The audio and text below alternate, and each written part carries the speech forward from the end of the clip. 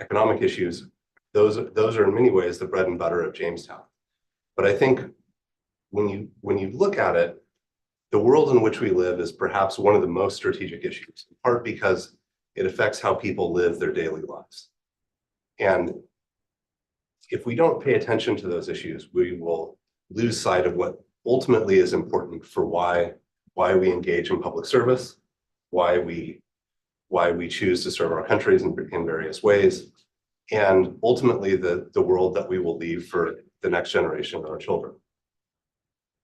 Central Asia is arguably one of the places that is facing the consequences of climate change most intensely, in part because of the geography, in part because of the Soviet legacy of water and land mismanagement, the industrial pollution, and in part because of its location, where when most of it is at least 1,000 meters above sea level, it's hard to get cloud formation, it's hard to have the appropriate amount of precipitation, and therefore, as the world warms, as temperatures change, we're more likely to see droughts and water shortages, and in a region that has relied on hydropower for a number of major areas, that this will have some consequences.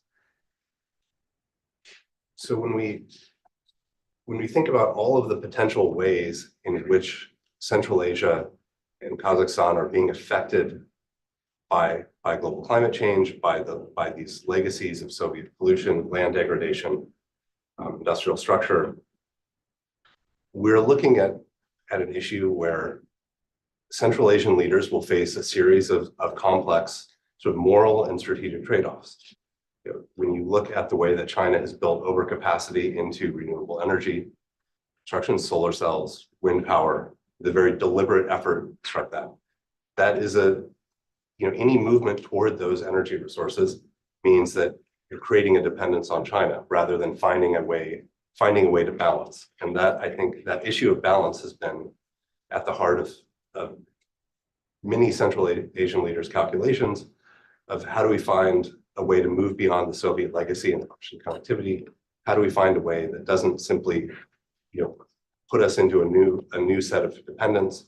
And how is the U.S., for us here in Washington, how does the U.S. play a role in promoting that balance?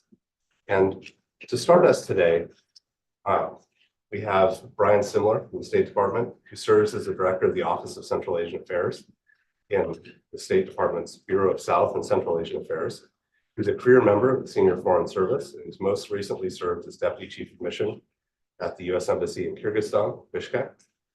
He's served as a counselor for public affairs in Bulgaria, in Turkmenistan, the press attaché in Serbia, and with time also in Bosnia, Japan, and at Maine State. So in some sense, you're ready to come to Jamestown when you retire.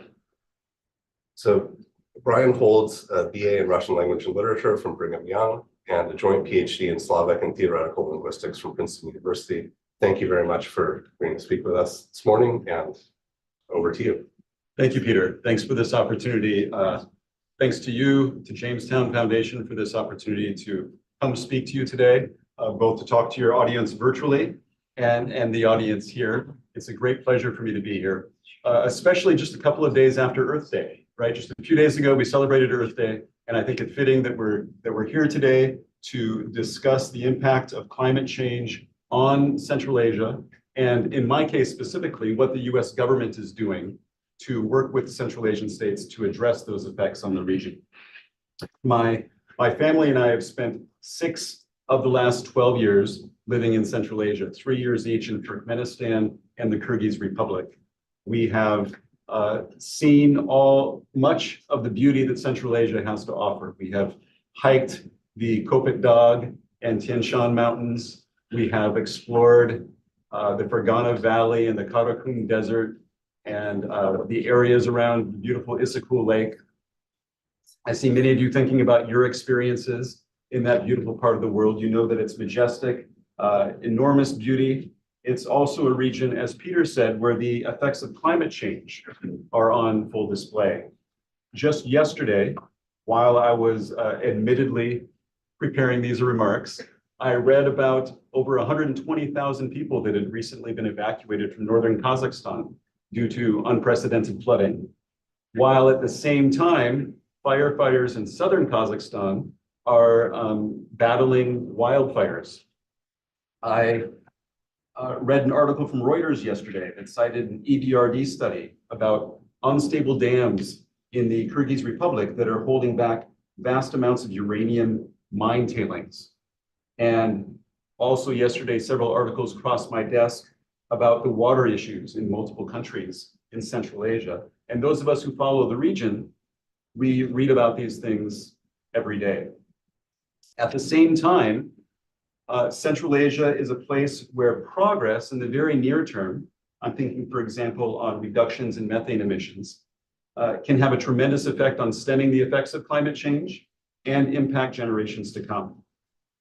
And the US government is engaging broadly with Central Asian governments and organizations on environmental issues. And my team and I look forward to today's discussion about the most effective format, how best to engage on these issues. In today's remarks, I'd like to briefly do three things. I'd like to describe how the C5+1 is advancing our Central Asia policy goals.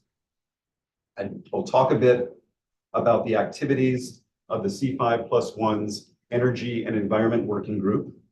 And lastly, I'll discuss very briefly where the State Department sees challenges and opportunities in advancing our climate and energy goals in Central Asia. And then I'll look forward to hearing from you. As you have seen in the media, the C5+1 format, or the C5+ format, is a growing trend. We certainly did not trademark the idea, but the US government likes to think we have an excellent version of it. One of the ways our version is unique is that we've consistently upheld the principles of sovereignty, independence, and territorial integrity for the Central Asian states. As an aside, I'll just say that Russia's war in Ukraine demonstrates the importance of these principles. We believe that the C5 governments have the strategic autonomy to engage with partners of their choosing. Our goal has been to develop avenues of multilateral cooperation rather than attempt to control our partners. And this approach has reinforced their sovereignty. In this spirit, the 5 Central Asian countries and the United States are committed to using the C5+1 platform to deliver regional solutions to global challenges. We agree that by addressing shared objectives collectively, we make each of our countries stronger, safer, and more prosperous. Since its inception in 2015, we've been consistent in our C5+1 focus on 3 thematic pillars, for which there are 3 corresponding working groups: economy, energy and environment, and security. We're also committed to integrating human rights across all of our C5+1 activity, with a particular focus on empowering women, youth, and persons with disabilities. The environment, climate change, was front and center at the very beginning of the C5+1. In the Samarkand Declaration of 2015, which is the C5+1's joint statement following its inaugural ministerial, the parties declared a commitment to, quote, address environmental sustainability challenges and join efforts in addressing climate change by promoting clean energy and green technology in the region. Since 2015, the United States has prioritized the C5+1 platform as the primary mechanism to advance US foreign policy goals for Central Asia regionally, as well as shared objectives with our Central Asian partners. Secretary Blinken has met with his Central Asian counterparts 6 times as Secretary of State. Most recently, in February of last year, he traveled to the region for a C5+1 ministerial and bilateral engagements with his C5 counterparts. John Kerry, as you know, has also been a regular fixture at C5+1 meetings. In 2015, while serving as Secretary of State, he launched the C5+1. Over the last few years as Special Presidential Envoy for Climate, he joined various C5+1 engagements and chaired a C5+1 special session on climate in September of 2021. At these events, the United States worked with the C5 governments to increase the ambition of their national determined contributions, their climate action plans to cut emissions and adapt to the impacts of climate change. Last year in October, USAID Administrator Samantha Power co-hosted the C5+1 Regional Connectivity Ministerial in Samarkand to institutionalize cooperation on activities such as advancing a green economy through collective decarbonization measures. Of course, our most significant C5+1 event to date took place last year in September, on September 19th, when President Biden hosted the inaugural C5+1 Presidential Summit on the margins of the UN General Assembly. In the corresponding New York Declaration, C5+1 leaders committed to a vision for enhanced US Central Asia partnership that delivers practical results for all of our populations.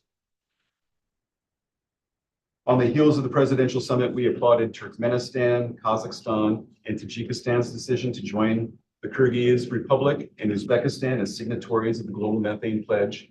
The countries, by so doing, are all demonstrating their commitment to contribute to a global effort to reduce methane emissions.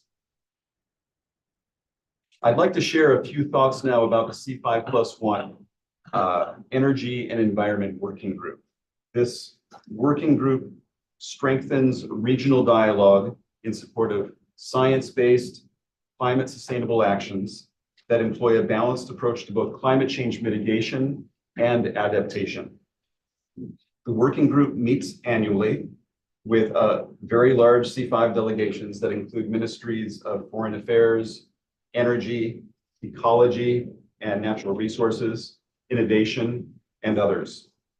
For the US government, it's also an interagency effort. Ours is led by the Department of State with participation from the National Security Council, USAID, the US Geological Survey, and other relevant agencies. The Energy and Environment Working Group has a relatively broad set of shared objectives around which we organize and plan our activities. Those objectives include improving water resource management and climate smart agriculture, enhancing regional energy integration, facilitating clean energy transition, reducing methane emissions, and improving air quality, and ensuring underrepresented communities inform our approach. These periodic governmental meetings, as well as numerous meetings that take place in preparation for these large working group meetings, are complemented by a host of environmentally focused programs, both regional and bilateral. Some are implemented by governments, others by local partners with the support of host governments. I'm pleased to see friends here who will share later today more detail about these programs. In deference to them and in the interest of time, I'll set aside our many bilateral programs and highlight just a few of the C5+1 regional programs that advance environmental efforts. Some of them will sound familiar to many of you. Through USAID's Power Central Asia, the United States is supporting national and regional energy priorities through national market liberalization reform, clean energy development, methane mitigation, and the establishment of a reliable and smart Central Asia regional electricity market.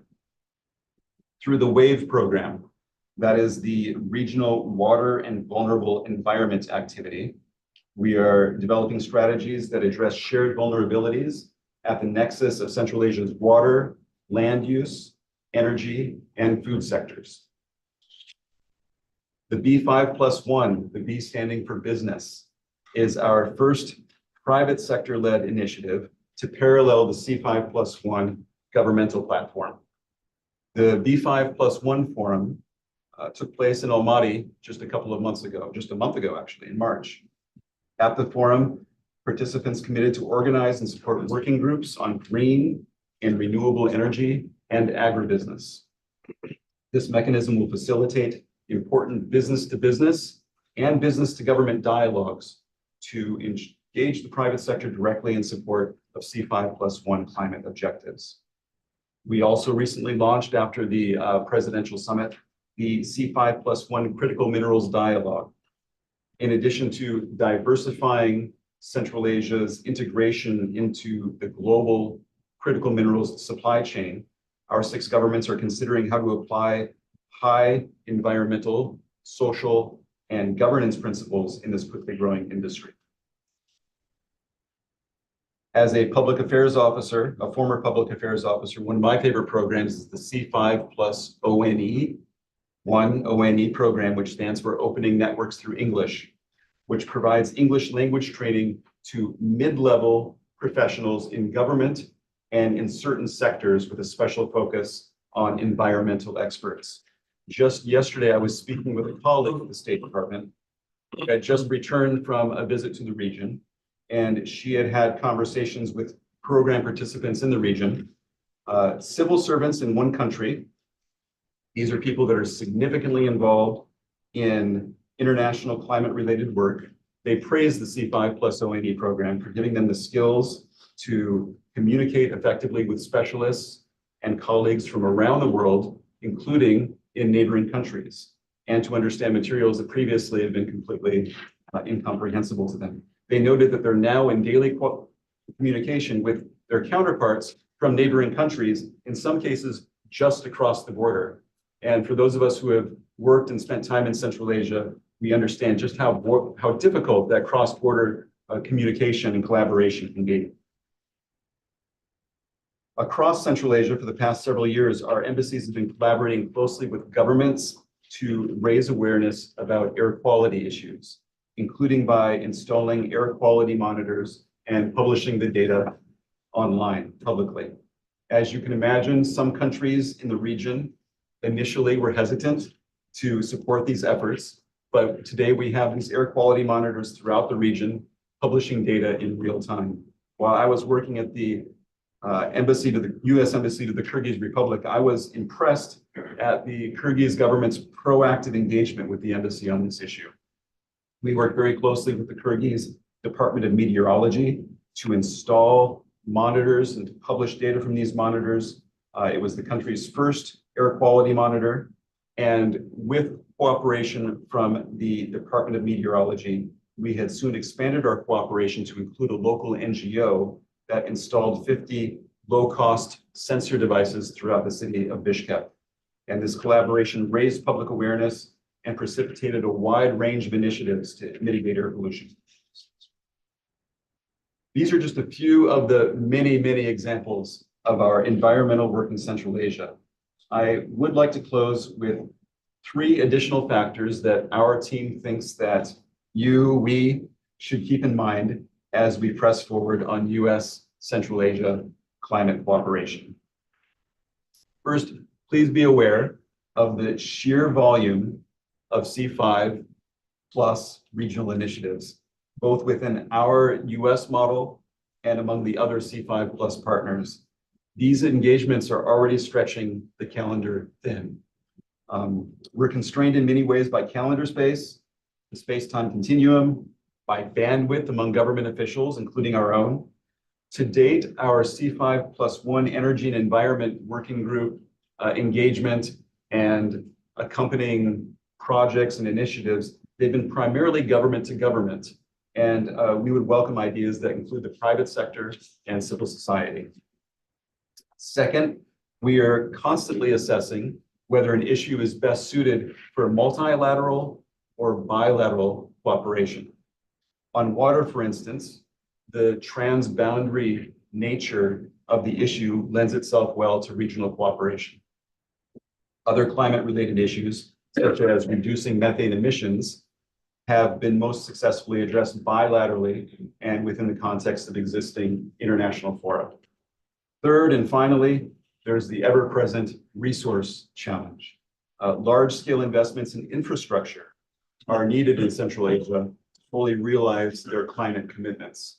The US government excels in providing valuable technical assistance to Central Asian governments and leveraging vast private sector and international organization networks. However, there's much more to be done. Regardless of the decisions that are made today and in the weeks and months to come, it's clear that climate and the environment will continue to be a priority in both our bilateral engagement and in our regional engagement through the C5+1 platform. And it's also clear that this is an area where the United States is a leader in advancing policy. So thank you very much for your attention. I look forward now to hearing your ideas about the shape of our future engagement on this critical issue. Thank you. Thank you very much, Brian, for starting us off on a good note. And I think there are two things that stand out for me in your remarks. The first is that this isn't something that we can put into a narrow context of our own US system saying it's a liberal or a conservative issue, but rather that the issues that are stemming from climate change, or whether they have to do with infrastructure or energy or water, are really fundamental to the kind of big national decisions about how a country chooses to govern itself and how it chooses to look after its people. So, you might be able to say that some of these programs are about climate, but they're fundamental to the nature of the economy, to the nature of governance. This is very true. And the well-being of Central Asians. And then second, just as a small congratulations to you, State Department, for putting together a program that focuses on training mid-career professionals. Because as you know, there's really only one organization or a couple of organizations in the US government that train mid-career professionals in language skills: the State Department, the Defense Department, and the intelligence community. But very rarely, Americans go abroad when they're young, but very rarely do they have, unless they stay abroad, an opportunity to go back or to have that mid-career training, sort of refresh the language skills, learn a new language, and therefore make more of the world accessible. So I think it's a great program, and congratulations for. Thank you. Thank you very much. And so we could get the first panel to come up now. And we're going to have more questions for you. Excuse me? We're going to have more questions for you.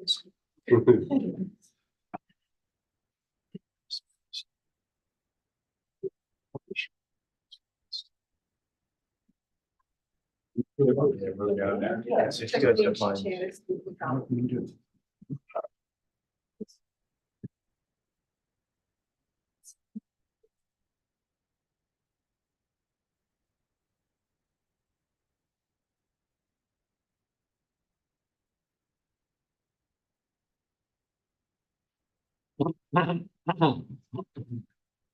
So for our first panel, titled Environmental Challenges, Climate Change, and Energy Transition in Central Asia, we're pleased to have Professor Sarah Cameron, historian of Russia and the Soviet Union at the University of Maryland, whose research and publications have covered genocide, crimes against humanity, environmental history, and society and culture in Central Asia.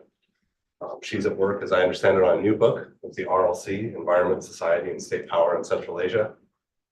And her first book, The Hungry Steppe, Famine, Violence, and the Making of Soviet Kazakhstan, won multiple book awards for its examination of one of the little-known crimes of the Stalinist regime, the Kazakh famine of 1930 to 1933. She received her PhD from Yale. It's a pleasure to have you. Thank you. Also, we have Ambassador Alan Mustard, who finished 38 years of diplomatic service as the US Ambassador to Turkmenistan from 2015 to 2019.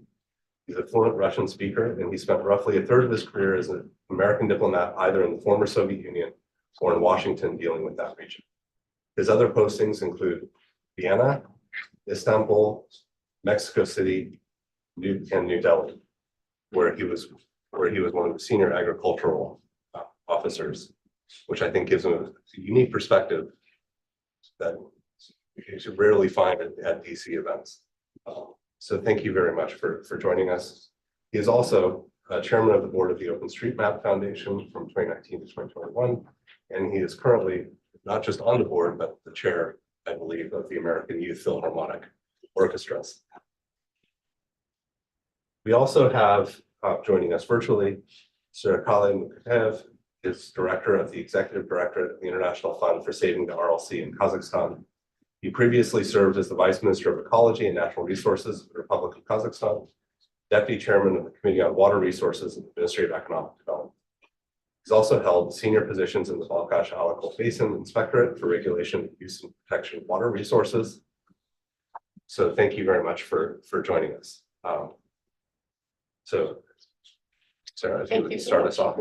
If you wouldn't mind bringing the PowerPoint?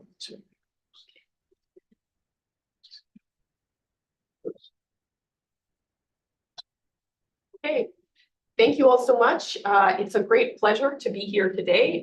Thank you for this kind invitation. Next slide, please. I'm a little bit perhaps an outlier in this room in that I'm a historian. I am not a policy person, but I'm working on a book about the causes and consequences of the Aral Sea's demise. And here you can see me in August 2023 on the dried up seabed itself. You get a sense of what that looks like. Next slide, please.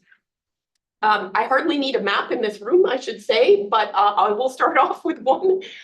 Here is the Aral Sea itself. This is, of course, prior to what we might call the modern retreat of the sea. The sea has retreated over the course of its history, but the modern retreat, the one we usually think of, began in the 1960s. This is a map of it prior to it. Next slide, please. You get a sense here of the really striking devastation of what happened. And also, actually, you also get a sense from this map of how much of the sea retreated after the Soviet collapse. That is what is not usually understood. This is thought of as a Soviet story. As many of you know, the primary driver of the Aral Sea's collapse was irrigation due to cotton. Next slide, please.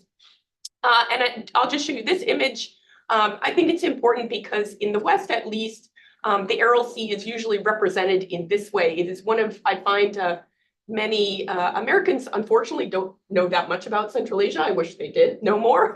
But many people have heard of the Aral Sea disaster, and it's in part because of these very striking kind of visual images of ships adrift in the sand. My project is by necessity a transboundary project because the Aral Sea disaster affected many different countries. This is not a national story. Next slide, please. So I'll show you a couple different maps here to visualize this. My research focuses on what I call the Aral Sea lands. This is an area that Russian speakers would refer to as the Pryaral. This includes parts of present-day Kazakhstan, Uzbekistan, and Turkmenistan. Sometimes it's not well known. This is thought of as a story belonging to Uzbekistan and Kazakhstan, but in fact, Turkmenistan, Dr. Luz, is profoundly affected also by the climate changes that happen, the kind of dust storms, the salt storms, and so on. Here's one, I face a challenge of maps in this project, but here's one attempt to kind of visualize this area. Next slide, please. And this area, the Pryaral, that Russian term, that's more or less synonymous with the disaster zone as it was defined in the late Soviet era. This is just another way, my approximation with a magic marker, to give you a sense of how vast this area. To use another approximation, the area of the disaster zone is roughly the size of Texas. So that's how large an area we are talking about. More than 6 million people live in this area. The disaster zone itself. So this is just a really huge, a striking disaster. But I would also say, thinking about the sea's retreat purely in terms of a disaster zone, a place in which the disaster can be found, that would actually underestimate what we see happening here. Hundreds of thousands of people who used to live in the Aral Sea have fled the region. And so climate migration is a really big theme in this story. We don't have very good data on that. I have looked into it, but by my own estimates, working with some archival data, I would argue that we're talking about a couple 100,000 people who have left. Another reason why the boundaries of the disaster in some senses are larger, scientists estimate that toxic dust from the sea has the ability to reach the Arctic Ocean, Asia, and Europe. So that's another factor. And prior to the sea's retreat, migratory birds, including flamingos, herons, and pelicans, used actually the shallows and deltas of the sea as a rest stop and nesting ground. And so the demise of their habitats endangers the biodiversity of our planet. I had the opportunity to visit the Kazakhstani side of the sea twice this past summer, including Aralsk and many of the surrounding villages. I conducted a lot of research in different archives in Central Asia to study this problem. I've interviewed local experts, local residents, and I'm planning to go to Uzbekistan and Turkmenistan this spring if I can secure the necessary visas and research permissions. Through my writing, I hope to bring greater global attention to the problem of the Aral Sea. In the West, as I sort of hinted, this story was often framed as a Soviet story, a disaster exclusively caused by the communist politics of the Soviet regime, and one that could not be replicable anywhere else. Such a framing, I argue, had many unfortunate consequences. At the basic level, it meant that international attention turned away in some senses from the issue of the Aral Sea a decade or so after the Cold War was over. The number of scientific studies declined. International attention focused elsewhere. People believed that the issue was over and quote unquote resolved. Today, we understand this is not true on so many levels. Here in the United States, we have many examples actually of shrinking bodies of water, Great Salt Lake, Lake Mead, the Salton Sea, and the patterns that we see actually very closely resemble what we see going on in the Aral Sea disaster. And that's something that I'll talk a little bit more about in my remarks. So rather than sectioning off this disaster as something unique, something that we can consign to the distant past, I think it's much more important to think about what we can learn from it. And in many ways, it's kind of I would argue, a harbinger of our own future, particularly because the IPCC has predicted that Central Asia is going to be at the forefront of climate change in the future, that the Aral Sea and the region will warm faster than other parts of the world. So in this spirit, I would like to offer you 3 thoughts about what this particular issue, the Aral Sea, might teach us as we consider environmental challenges in Central Asia and the Green 5+1. Next slide, please. So the first point is that when we look at these issues, we're not just dealing with environmental questions, we are dealing with questions of human health. And that these really have to be forefront in our mind as we think about these issues. So let me explain a little bit more about what I mean with regard to the Aral Sea and this question. The sea itself began to recede in the 1960s as Soviet officials diverted the water that fed it for cotton production. At the same time, people around the sea began to experience an upsurge in health problems. Some of these are infectious diseases like TB, typhus, tuberculosis. Others are various forms of cancer, respiratory diseases. We know that women and children were disproportionately affected. Women, particularly pregnant women, suffer from high rates of anemia. Infant mortality is high. What went on in the region by some estimates might fit what people who work in public health might call a syndemic. And by that, I mean the accumulation of 2 or more kind of epidemics at the same time, disease interaction with social inequality. And this is something that people have studied in other area locales. And when I've talked to people working in the area of public health, they've actually been really interested in the Aral Sea case because they think that it fits that story. After the Soviet collapse, some of these problems with human health were corrected. There were efforts to introduce indoor plumbing across the region, initiate new filtration systems. As you might imagine, if you look at a map, people across the Aral Sea are downstream. So they're coping with the water choices that are made upstream. And they're also at the same time dealing with a drop in the water table as the Aral Sea itself goes down. Some of the wells that they relied upon previously are drying up. And so they're forced to take dirty water, from other supplies.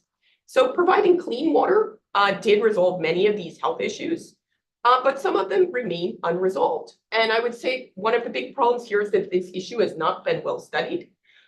Most of the research on the Aral Sea has been actually about the environment itself, the physical environment, the drop in the water table, the decline in the number of fish. Issues of human health have not been well examined. It's not accidental here that I am showing you, in some senses, a photo without people in it, a photo of this as if no one lived there. That, of course, is not true. There are very vibrant communities there, but the research has not concentrated on this issue. So as a result, we don't understand the full extent of the health problems, and we don't well understand their causal vectors. And by that, I mean, we don't understand, are the health problems an issue of the region being in some senses rural, medically underserved, or are they the result of certain issues like exposure to dust or other toxins coming from the seabed? So clearly these issues, once of human health, are important to keep in mind as we discuss some of the environmental challenges that the region is confronting. Next slide, please. So second issue I want to raise is that when we think about environmental challenges that Central Asia is confronting, it's important to think critically about what we mean by environmental restoration. So restoration obviously is a big project of USAID in the Aral Sea region. You can see it here on this slide that I brought up. There have been really amazing work around the Aral Sea to mitigate the effects of this crisis. These include things like afforestation. By that, I mean the planting of saxaul trees, efforts to introduce new salt-tolerant species of fish into the Aral Sea's waters. This has actually first begun in the Soviet era. And of course, most notably, the construction of a World Bank-sponsored dam on the Kazakhstani side of the sea in 2005. Next slide, please. So here you can see the dam, which I had an opportunity to visit. Next slide, please. And here you can see actually my own saxaul tree, which I visited the USAID, what they call the oasis on the Kazakhstani side. And I've heard from people who've been there subsequently, it's still doing well. So I'm happy about that. But the issue of restoration, raises a lot of issues. I think, when can we say that the crisis has ended? What does restoration of the landscape look like, and who gets a say in that choice? These are really difficult issues in part because, as we've heard, climate change is complicating ongoing relief efforts. When I was in the region this past summer, people told me that the salinity of the sea is going up, water flow is going down. So the situation is getting more challenging.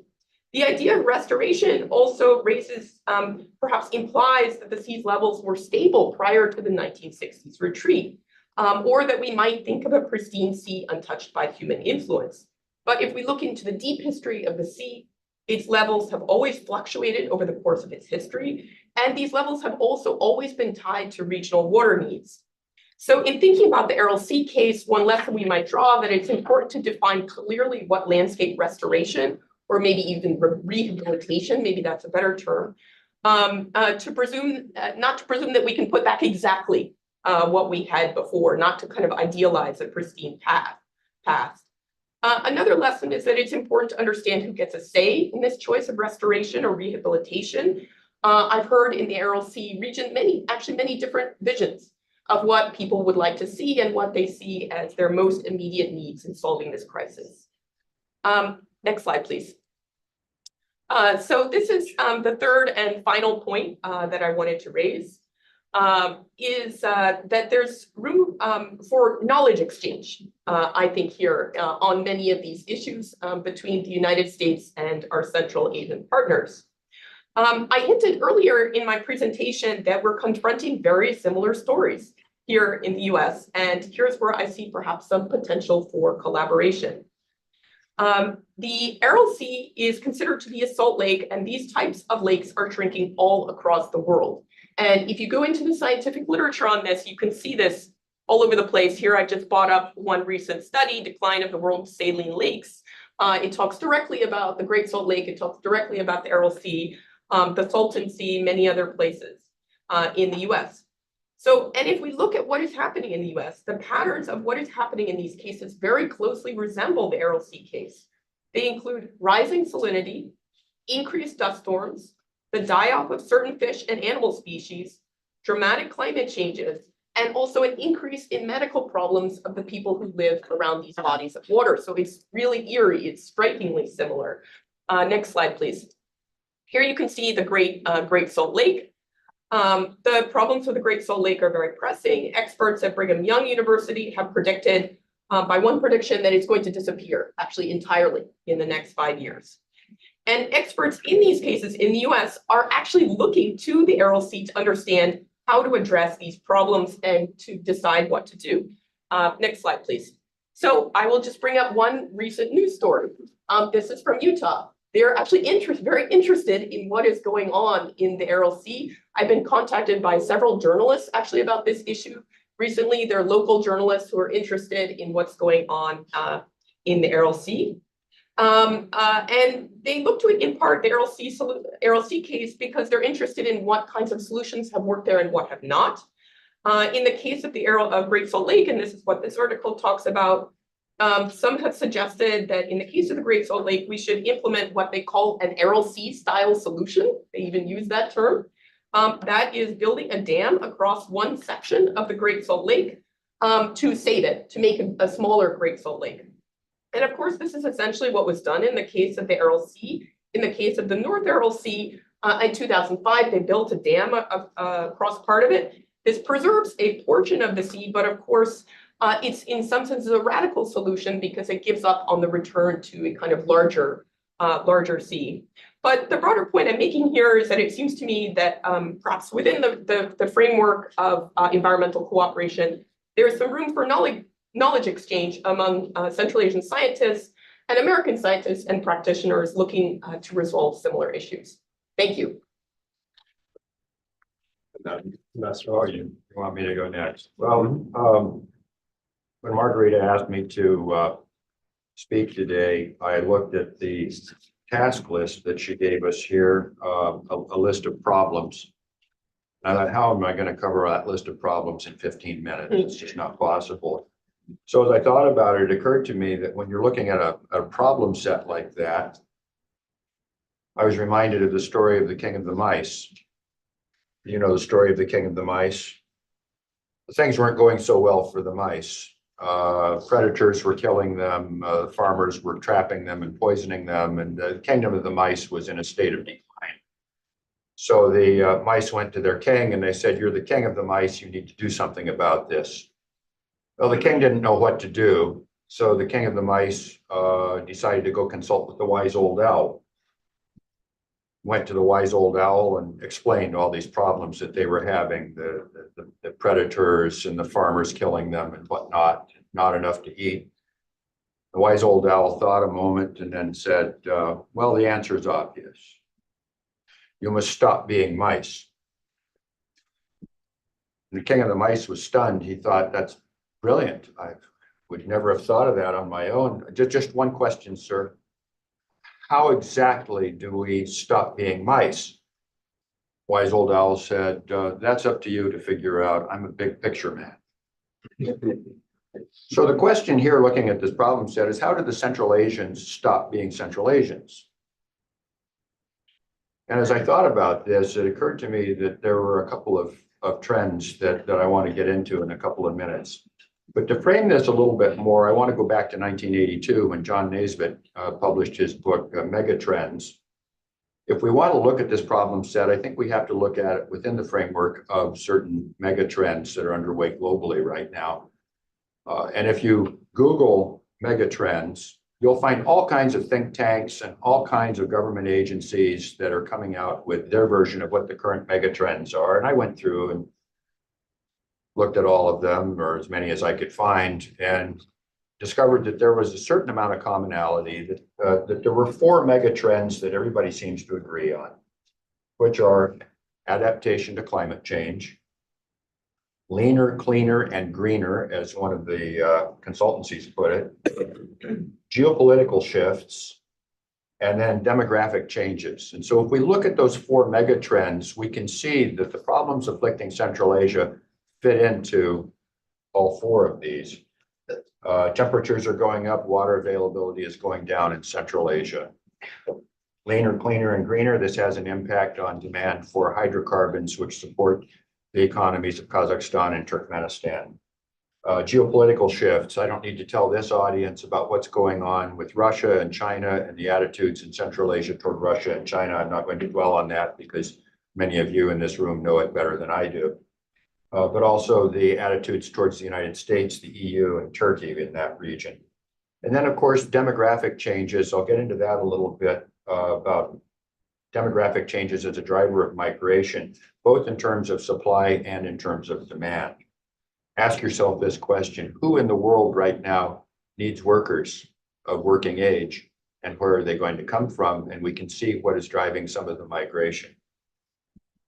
So looking at the decline in demand over time for hydrocarbons, this will affect mostly Kazakhstan and Turkmenistan, as we see that Europe, which for a couple of decades was held up as a great hope for Central Asian fossil fuels, we're now seeing it. The Europeans really are just not that interested anymore in Central Asian fossil fuels, except insofar as the infrastructure currently exists. So yes, Europe will continue to buy oil that comes through the CPC pipeline, the Caspian Pipeline Consortium pipeline, comes out to Novorossiysk, goes through the Russian seaports.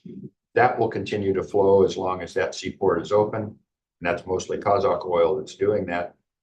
But you're not going to see the major hydrocarbon companies investing in new infrastructure. They've made that decision. The big investments are going to go into green energy. And that's where I think the future lies in terms of energy production in Central Asia, is if the majors will come in and start focusing on solar and wind. Hydroelectric power, I think, is another problem that's going to essentially be undermined by climate change. Will the Rogun Dam last very long, or are the water supplies going to dry up? I think that's a very real question. So reduction in water availability. If you have read the Asian Development Bank climate risk assessments, if you have not read them, I highly recommend them off the ADB website. The climate risk assessments indicate that around the year 2050, water availability in Central Asia will go over a cliff because the Amu Darya and the Sur Darya flows, which come out of the glaciers of the Tian Shan, are basically going to drop precipitously.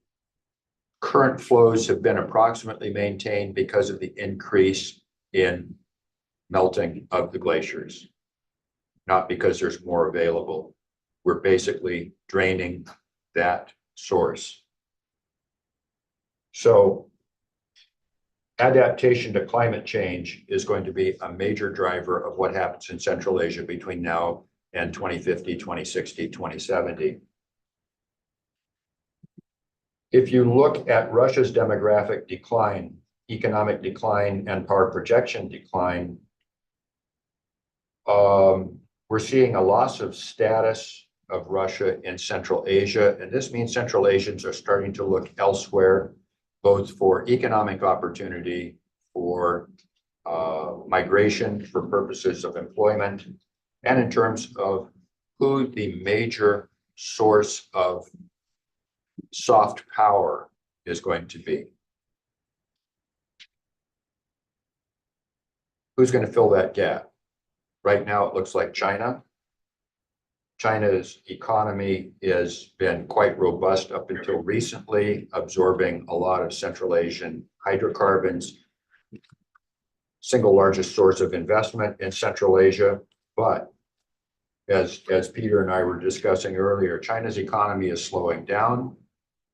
They have some very serious problems of lack of economic growth in a country that basically needs 10% growth, as I understand it, Peter, just to provide employment for all their high school graduates every year.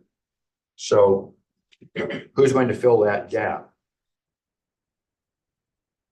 And what this puts into focus for me is, again, that question of how are the Central Asians facing these problems not going to be Central Asians?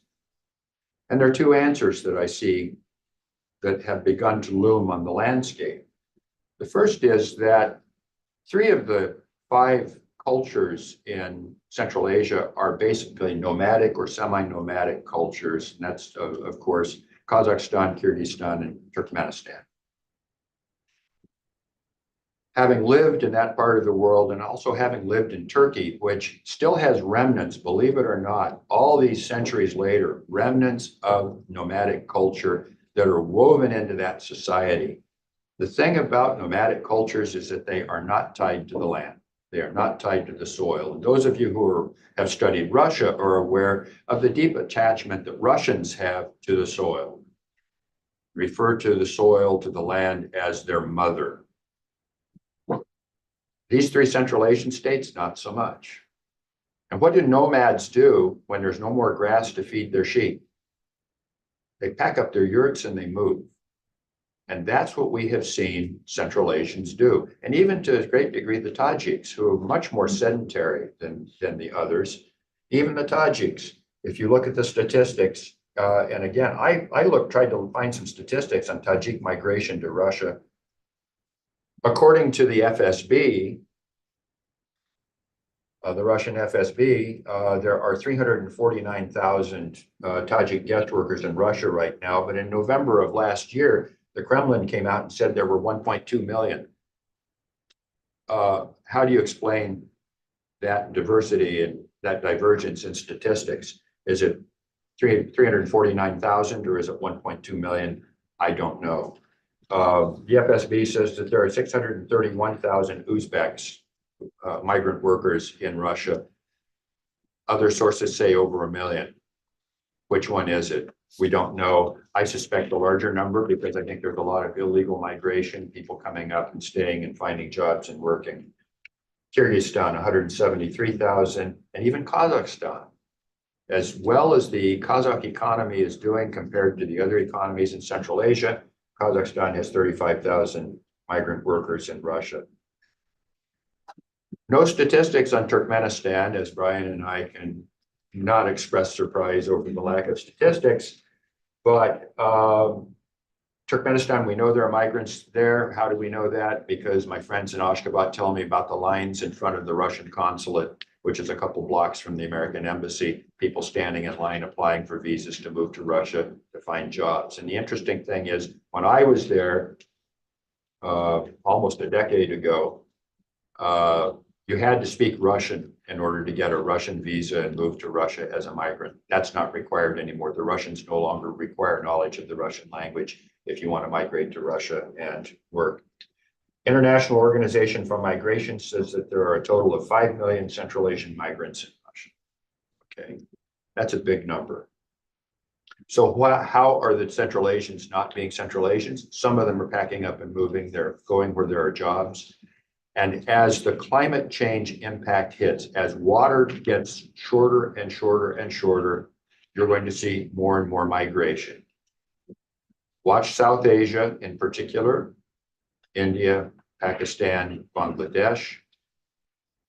Those are where the big numbers will come from. But the roughly, 60 million people that you have in Central Asia, a lot of them are going to be forced to migrate too because there simply will not be enough water. Turkmenistan is sui generis in that the bulk of the migration out of Turkmenistan historically has not been to Russia. It's been to Turkmenistan or to Turkey until fairly recently. And I'm going to get on a hobby horse here now. I apologize, Peter, but I have a pet rock that I have to bring up, and that is the size of the Turkmen population. The Turkmen just had another census. They claim they have over 7 million in their population.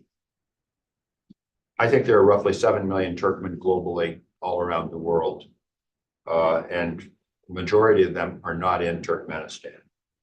I think the population of Turkmenistan itself is probably closer to about 2.7 million, which is down from about 5.2 million in 2015. We estimate that there are roughly 1 million illegally in Turkey, another 1 million in other places, Russia, Cyprus, the Gulf Arab states, where they work as guest workers. Roughly half the population of Turkmenistan left the country between 2015 and 2021 without a war. Now, I contrast that to my time when I was in Vienna. I covered Bosnia while I was in Vienna and was running food aid programs and technical assistance programs. 40% of Bosnia's population at that point, this is in the mid to late 1990s, was in Europe. They'd gone into exile because of the war. They were in refugee status in Western Europe because of a war. This is a larger number than that. Over 50% of the Turkmen population has left Turkmenistan without a war, simply in search of employment. So again, this tells me there is a propensity to migrate in Central Asia that is unusual. And as the climate change impact gets more and more intense, you're going to see more and more pressure on these people to migrate. And that's a trend that I think you need to watch. The other way that the Central Asians are not being Central Asians is perhaps a little bit unexpected. Which of these countries has the lowest migration rate? Kazakhstan. Why? Because the economy is doing well. That's one reason. But the other reason is that Kazakhstan, out of the five, has done the most to westernize, has done the most to join a Western style economy. And they did that, I think, largely through the Bolshoi program. Educating youth abroad, having them bring that knowledge back home. None of the other Central Asian states have done the same thing. So if you look at Kazakhstan as a model, you see less migration out of Kazakhstan, which arguably is the most nomadic of the formerly nomadic cultures and has the deepest inclinations towards nomadism. And maybe we can argue about this, Akboda, if you want to lecture me on that, tell me I'm wrong. But I think one of the keys to dealing with climate change, adapting to climate change, is going to be to improve the educational systems in all of these countries, to get in there, bring some of those people abroad, not just to the United States, but to other countries around the world, particularly other countries that are dealing with climate change, and then send them back. Last, speaking as an agricultural officer who spent 34 years with the US Department of Agriculture, serving abroad as an agricultural attaché, Central Asia needs to stop producing cotton. Why is Central Asia still producing cotton? You have Uzbekistan producing about 5 million tons a year, Turkmenistan producing, they claim 1 million tons. It's actually probably half that because of the water shortages that they're facing now. Tajikistan and Kyrgyzstan still produce a little bit of cotton. They need to stop. Use that precious water to produce something that the world really needs, and use it to provide water to your own people, and with a little bit of luck, have a little left over to help with restoration of at least part of the Aral Sea. Last point, and I think this is perhaps the most important.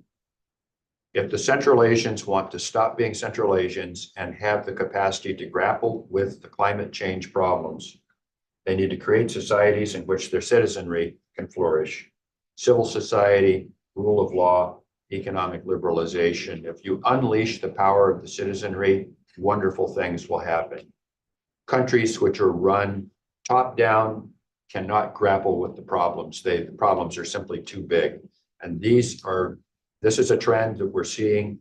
Baby steps in Kazakhstan, baby steps in Uzbekistan, but we're not seeing that kind of progress really at this point in the other three. And I'll stop there, Peter. Thank you very much for, all right, I think we'll now go to our virtual participant. Sir Colin Mukhtayev, so over to you. I think he'll be using a translator or interpreter for his remarks.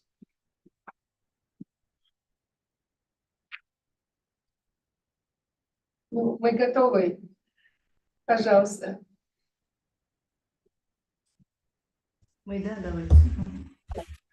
Уважаемый Петер Матис, уважаемые участники конференции, 15 сентября 2023 года в Душанбе на саммите глав государств-учредителей Международного фонда спасения Арала страны Центральной Азии выразили обеспокоенность по ухудшению аральской экологической катастрофы. Dear Peter Mattis and the dear participant of the conference Green 5+1 Central Asia, on September 15, 2023 in Dushanbe at the summit of the heads of the funding states of the International Fund for Saving the Aral Sea, Central Asian countries expressed concern about the worsening of the Aral environmental disaster. Страны Международного фонда спасения Арала подтвердили твердую приверженность принятия совместных и конкретных мер для комплексного решения проблем, связанных с оздоровлением социально-экономической и экологической обстановки бассейна Аральского моря, особенно в зонах, подверженных экологическому кризису. The EFAS countries confirmed their strong commitment to taking joint the specific measures to comprehensively solve problems related to improving the socio-economic and the environmental situation in the Aral Sea basin, especially in the areas susceptible to the environmental crisis. С 2024 года председательство в Международном фонде спасения Арала перешло к Республике Казахстан. Наша страна будет возглавлять организацию в ближайшие 3 года. Глава государства Касым-Жомарт Токаев избран президентом Международного фонда спасения Арала до конца 2026 года. Since 2024, the chairmanship of the International Fund for Saving the RLC has passed to the Republic of Kazakhstan. Our country will lead the organization for the next 3 years. Head of the state, Kassym-Jomart Tokayev, was elected as the president of the IFS until the end of the 2026. Международный фонд спасения Арала, куда входят страны Центральной Азии, занимается реализацией совместных межгосударственных экологических и научно-практических программ и проектов, направленных на спасение Аральского моря и улучшение экологической обстановки в регионе, а также решение общих социально-экономических проблем.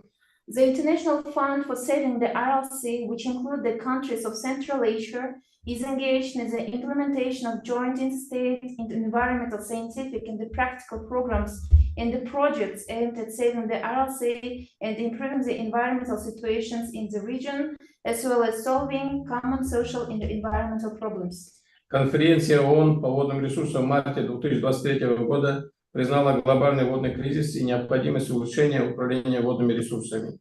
Была запущена новая глобальная дорожная карта по водным ресурсам, предусматривающая проведение следующей конференции ООН по водным ресурсам в 2026 году и подготовку общей системной стратегии ООН в области водоснабжения и санитарии. The UN Water Conference in March 2023 recognized the global water crisis and there's a need for improved water management.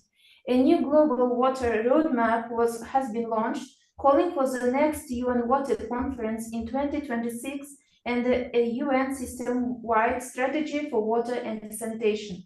В этой связи по инициативе президентов Казахстана и Франции организуется саммит «Единая вода» в целях продвижения амбициозных инициатив и реализации конкретных проектов. Он станет важным шагом после Всемирного водного форума, 10-я сессия которого запланирована на проведение 18-24 мая в Бали. Всемирной недели воды в Стокгольме в конце августа 2024 года на пути к конференции 2026 года. In this regard, the initiative of the presidents of the Kazakhstan and France is organizing the United Water Summit in order to promote ambitious initiatives and implement specific projects. It will be an important step after the World Water Forum, the 10th edition of which is scheduled to be held from the 18th till 24th of May in Bali, World Water Week in Stockholm at the end of August 2024 on the way to the 2026 conference. Саммит организуется под председательством Франции и Казахстана на полях 79-й сессии Генеральной Ассамблеи ООН в сентябре 2024 года в городе Нью-Йорк, США.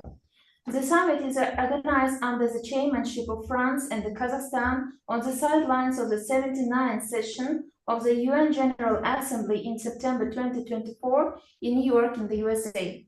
В настоящее время Международный фонд спасения Арала реализует 4-ю программу действий по оказанию помощи странам бассейна Аральского моря по основным направлениям комплексное использование водных ресурсов, экология, социально-экономические вопросы и совершенствование деятельности Международного фонда спасения Арала. Currently, IFAS is implementing the 4th action program to assist the countries of the Aralsi Basin in the main areas: integrated use of water resources, ecology, socio-economic issues, and improve of the International Fund of Aral saving activities. Основными целями программы являются улучшение условий жизни и повышение благосостояния людей, проживающих в бассейне Аральского моря, дальнейшее расширение и укрепление сотрудничества стран Центральной Азии в вопросах улучшения водохозяйственной, экологической и социально-экономической обстановки, рациональное использование водных ресурсов и адаптация к изменению климата. The main goals of the RLC Basin Program 4 are to improve living conditions and improve the well-being of people living in the RLC Basin, further expand and strengthen cooperation between Central Asian countries in improving the water management, environmental and socio-economic situation, rational use of water resources, and adaptation to climate change. По первому направлению основная работа ведется межгосударственной координационной водохозяйственной комиссией. По второму направлению большая работа проводится межгосударственной комиссией по устойчивому развитию. Третьим направлением в своем большинстве занимаются местные исполнительные органы. In the first direction, the main work is carried out by the Interstate Coordination Water Commission. In the second direction, a lot of work is carried out by the Interstate Commission on Sustainable Development. And the third direction is mostly carried out by local executive bodies. С 2016 года исполнительный комитет ведет плановую работу по совершенствованию работы Международного фонда спасения Арала. Ключевым вопросом в этом процессе является выработка взаимоприемлемого механизма по комплексному использованию водно-энергетических ресурсов и окружающей среды в Центральной Азии с учетом интересов всех государств региона. Since 2016, the Executive Committee has been carrying out planned work to improve the work of International Fund of Aral Saving. The key issue in this process is the development of a mutually acceptable mechanism for the integrated use of water, energy resources, and the environment in Central Asia, taking into account the interests of all states in the region. При поддержке Всемирного банка запланирована реализация проекта по развитию и восстановлению Северного Аральского моря. Проект состоит из 3 компонентов. Первое – усовершенствование водной инфраструктуры и гидрологического режима в бассейне северной части Аральского моря и Сырдарьи. Второе – создание важнейших условий для восстановления окружающей среды и социально-экономического развития региона, поддержка устойчивой экономической, социальной и экологической деятельности в Кызылординской области при помощи ряда каталитических инвестиций. И третье – совершенствование информационной базы и комплексное управление водными ресурсами, региональное планирование и управление проектом. The project for the development and restoration of the Northern Aral Sea consists of the 3 components. First one, improvement of water infrastructure and hydrological regime in the basin of the northern part of the Aral Sea and the Sirdarya. The second one, creating critical conditions for the environmental restoration and the socio-economic development of the region, supporting sustainable economic, social, and environmental activities in the Kızılorda region through a series of catalytic investments. The third one, improving the information base and the integrated water resources management, regional planning, and the project management. Разработка техники экономического обоснования в настоящее время завершена и начата процедура прохождения соответствующих государственных экспертиз. The development of the feasibility study has now been completed, and the procedure for passing the relevant state examinations has started. В дальнейшем я остановлюсь на проектах, реализуемых и запланированных исполнительной дирекцией Международного фонда спасения Арала в Республике Казахстан. Further, I will focus on the projects being implemented in the plan by the Executive Directorate of the International Fund of Saving Aral Sea in the Republic of Kazakhstan. Слайд. В 2023 году при поддержке ПРООН нами реализован исследовательский проект изучения взаимосвязи изменений климата, деградации земель и водных ресурсов в регионах Аральского моря. По результатам проекта ПРООН направит выработанные рекомендации правительства Республики Казахстан. In 2023, with the support of UNDP, we implemented a research project titled as Studying the Relationship Between Climate Change, Land Degradation, and the Water Resources in the Aral Sea regions. Based on the results of the project, UNDP will send the recommendations developed to the government of the Republic of Kazakhstan. Представленный на слайде график характеризует динамичный рост аномальных температур в Кызылординской области, что предопределяет увеличение нормы водопотребления у основных отраслей экономики региона, при этом ограничиваются естественные потребности природных экосистем.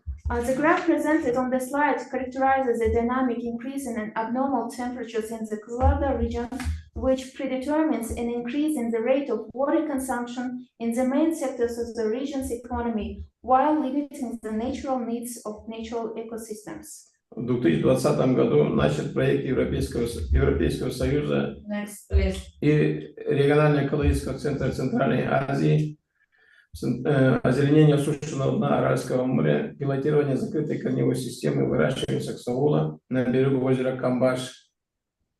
Основной целью данного проекта является повышение уровня приживаемости растений на осушенном дне Аральского моря, выращивание саксаула черного в условиях закрытой корневой системы в питомнике или в теплице позволяет впоследствии рационально высаживать выращенные растения в полевых условиях в течение всего вегетационного периода. In 2020, the European Union and the Central Asia Nexus Dialogue project, titled as Greening the Drain Bottom of the Aral Sea, piloting a closed-root system for growing saxaul on the shore of the Lake Kambash, was launched. The main goal of this project is to increase the survival rate of plants on the dried bottom of the Aral Sea, growing black saxaul under conditions of a closed-root system in a nursery or greenhouse allows to subsequently rationally plant the ground plants in the field conditions throughout the entire growing season. С 2021 года реализуется проект USAID по восстановлению экосистемы осушенного дна Аральского моря. Срок реализации проекта 3 года. Next, please. Since project is located.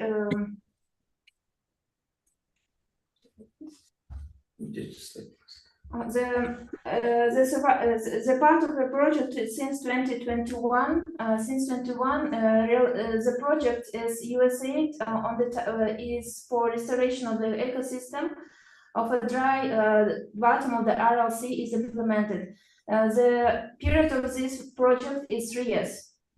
Проектная территория расположена на осушенном дне Аральского моря на расстоянии 50 километров к западу от поселка Каратерин Аральского района Козлодинской области. В рамках реализации проекта выполнено создание 30 пилотных участков по 5 гектаров, ограждение участка работ, создание полевого лагеря, проведение скважины.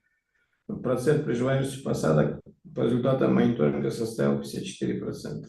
The project area is located on the dry bottom of the Aral Sea at a distance of 50 kilometers west of the village of Karaterin, Aral district, in Kızılar'da region. As part of the project, 30 pilot plots of 5 hectares each were created. The work area was fencing and the field camp was created and as well as drilled. The survival rate of plantings according to the monitoring result was 54%. В декабре 2023 года начат совместный Spirit of America проект по созданию питомника саксаула черного. Next, please. Создание питомника непосредственно на осушенном дне Аральского моря позволит повысить процент приживаемости саксаула после пересадки, поскольку растение сразу приспосабливается к условиям произрастания. Площадь питомника 2 гектара, срок реализации в 2023-2024 годах. In 2023 December, the project, joint project with Spirit of America was launched in the framework of the Black Saxaul. Creating a nursery directly on the drain bottom of the Aral Sea will increase the survival rate of saxaul after transplantation, since the plant immediately adapts to the growing conditions. The area of the nursery is 2 hectares. The project implementation period is 2023 and 2024. В апреле 2024 года в регион Аральского моря были организованы визит делегации Европейского Союза и экспедиция с участием чрезвычайного полномочного посла Соединенных Штатов Америки в Республике Казахстан Даниэла Розенблюма. In April 2024, a visit by a delegation of the European Union and the expedition with the participation of the US Ambassador, Extraordinary Plenipotentiary of the Republic of Kazakhstan, Daniel Rosenblum, were organized in the Aral Sea region. Основной задачей данных мероприятий является изучение возможностей лесопосадок как решение экологических и природоохранных проблем при Арале, перспективы использования подземных вод для создания зеленых насаждений, а также возможность создания геопарка, что также позволило участникам воочию познакомиться с Аральским морем, которое одновременно представляет собой и место экологической катастрофы, и уникальную природную достопримечательность. The main objective of these events is to study the possibilities of forest planting as a solution to environmental problems of the Aral Sea region, the prospects for using groundwater to create green spaces, as well as the possibility of creating a geopark. This also allowed the participants to get acquainted with the Aral Sea, which is both a place of environmental disaster and a unique natural attraction. Создание геопарка Арал как инструмент управления территорией для его устойчивого развития дало бы возможность консолидировать усилия по улучшению экологического состояния района и оптимизации социальных проектов. Ожидаемым результатом станет значительное повышение туристической привлекательности и соответствия экономики Аральского района. Привлечение туристической деятельности местного населения – это гостевые дома, организация питания, сувенирная продукция, работа и визит в центрах также способствует поддержке местного населения. The creation of the Aral Geopark is a tool for managing the territory for its sustainable development, would provide an opportunity to consolidate efforts to improve the ecological condition of the area and optimize social projects. The expected result will be a significant increase in tourist attractiveness and accordingly the economy of the Aral region.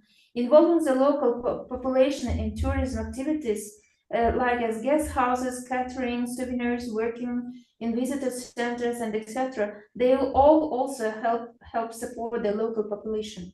Большое значение приобретает геопарк «Орал» и в научно-образовательном процессе, позволяя ученым и молодому поколению воочию увидеть, как уникальные геологические процессы в Греции, морского бассейна и опустынивания, так и актуальное значение антропогенных природных катастроф. The Aral Geopark is also gaining great importance in the scientific and educational process, allowing scientists and the younger generation to see with their own eyes the unique geological process of regression of the sea basin and the desertification and up-to-date knowledge about man-made natural disasters. Работа, предоставляемая геопарком для местных жителей, станет альтернативой экстенсивному сельскому хозяйству и рыболовству, увеличение туристического потока, который наблюдается практически во всех геопарках мира, позволит части населения изменить вид хозяйственной деятельности. The jobs provided by the geopark for local residents will provide an alternative to extensive farming and fishing. The increase in tourist flow, which is observed in almost all geoparks in the world, will allow of the population to change the type of economic activity. Важной миссией геопарка будет и изменение культурной парадигмы. Сетевое сотрудничество обязательное для глобальных геопарков. Увеличение туристов и улучшение инфраструктуры в области будет способствовать культурному обмену и развитию местного населения и молодежи. An important mission of the geopark is also be changing the cultural paradigm. Network cooperation, mandatory for global geoparks, increasing tourists and improving the infrastructure of the region will contribute to the cultural exchange and the development of the local population regions. Теперь проекты, которые запланированы в 2024 году. Совместный проект исполнительной дирекции Международного фонда спасения Орала и Республики Казахстан и ТО «Казфосфат» и ТО «Казмеха по проведению научно-исследовательской работы по обоснованию возможности применения казфосфогипса при проведении фитолесомеративных работ в казахстанской части при Орале и осушенном дне Аральского моря. A joint project of the publishing houses, the International Funding of Aral Saving in the Republic of Kazakhstan, Kazphosphate, and the Kazakh Scientific Research Institute of Water Resources to conduct research to work on substantiate the possibility of using phosphogypsum when carrying out phytoforestry work in the Kazakh part of the Aral Sea region and the dry bottom of the Aral Sea. Программа по взаимосвязи между водными и земельными ресурсами.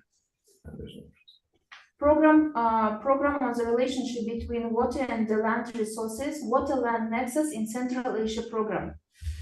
Начат процесс по аккредитации в Зеленом климатическом фонде, получено письмо одобрения от Министерства экологии и природных ресурсов Республики Казахстан. The process of accreditation with the Green Climate Fund has already started. A letter of approval has been received from the Ministry of Ecology and the Natural Resources of the Republic of Kazakhstan. Совместный проект исполнительной дирекции Международного фонда спасения Орала и Казахстанско-немецкого университета «Летняя школа на Орале». Совместный проект исполнительной дирекции Международного фонда спасения Орала с КазНИТУ имени Сатпаева для студентов направления водные ресурсы и гидрогеология. A joint project of the fund in the Republic of Kazakhstan and the Kazakh-German University Summer School in the Aral Sea. The next project, joint project of the International Fund of Aral Saving and the Kazakh National Research Technical University for students of water resources and the hydrology. По итогам проведенных в марте 2024 года встреч с акиматами и населением Аральского и Казалинских районов сформирован пакет мини-проектов, направленных на социально-экономическое развитие региона Приоралия. Это переработка верблюжьей шерсти, сбор и переработка рыболовных сетей, строительство теплицы, развитие рыбного хозяйства, поддержка стартапов и предпринимателей. Based on the results of meetings held in March 2024 with the City Governance Office and the population of the Aral and the Kazakhstan regions, a package of many projects were formed aimed at the socio-economic development of the Aral Sea region. As they are camel wool processing, collection and processing of fishing nets, construction of a greenhouse, development of fisheries, and the support for startups of local entrepreneurs. Спасибо, благодарю за внимание. Thank you very much for your attention.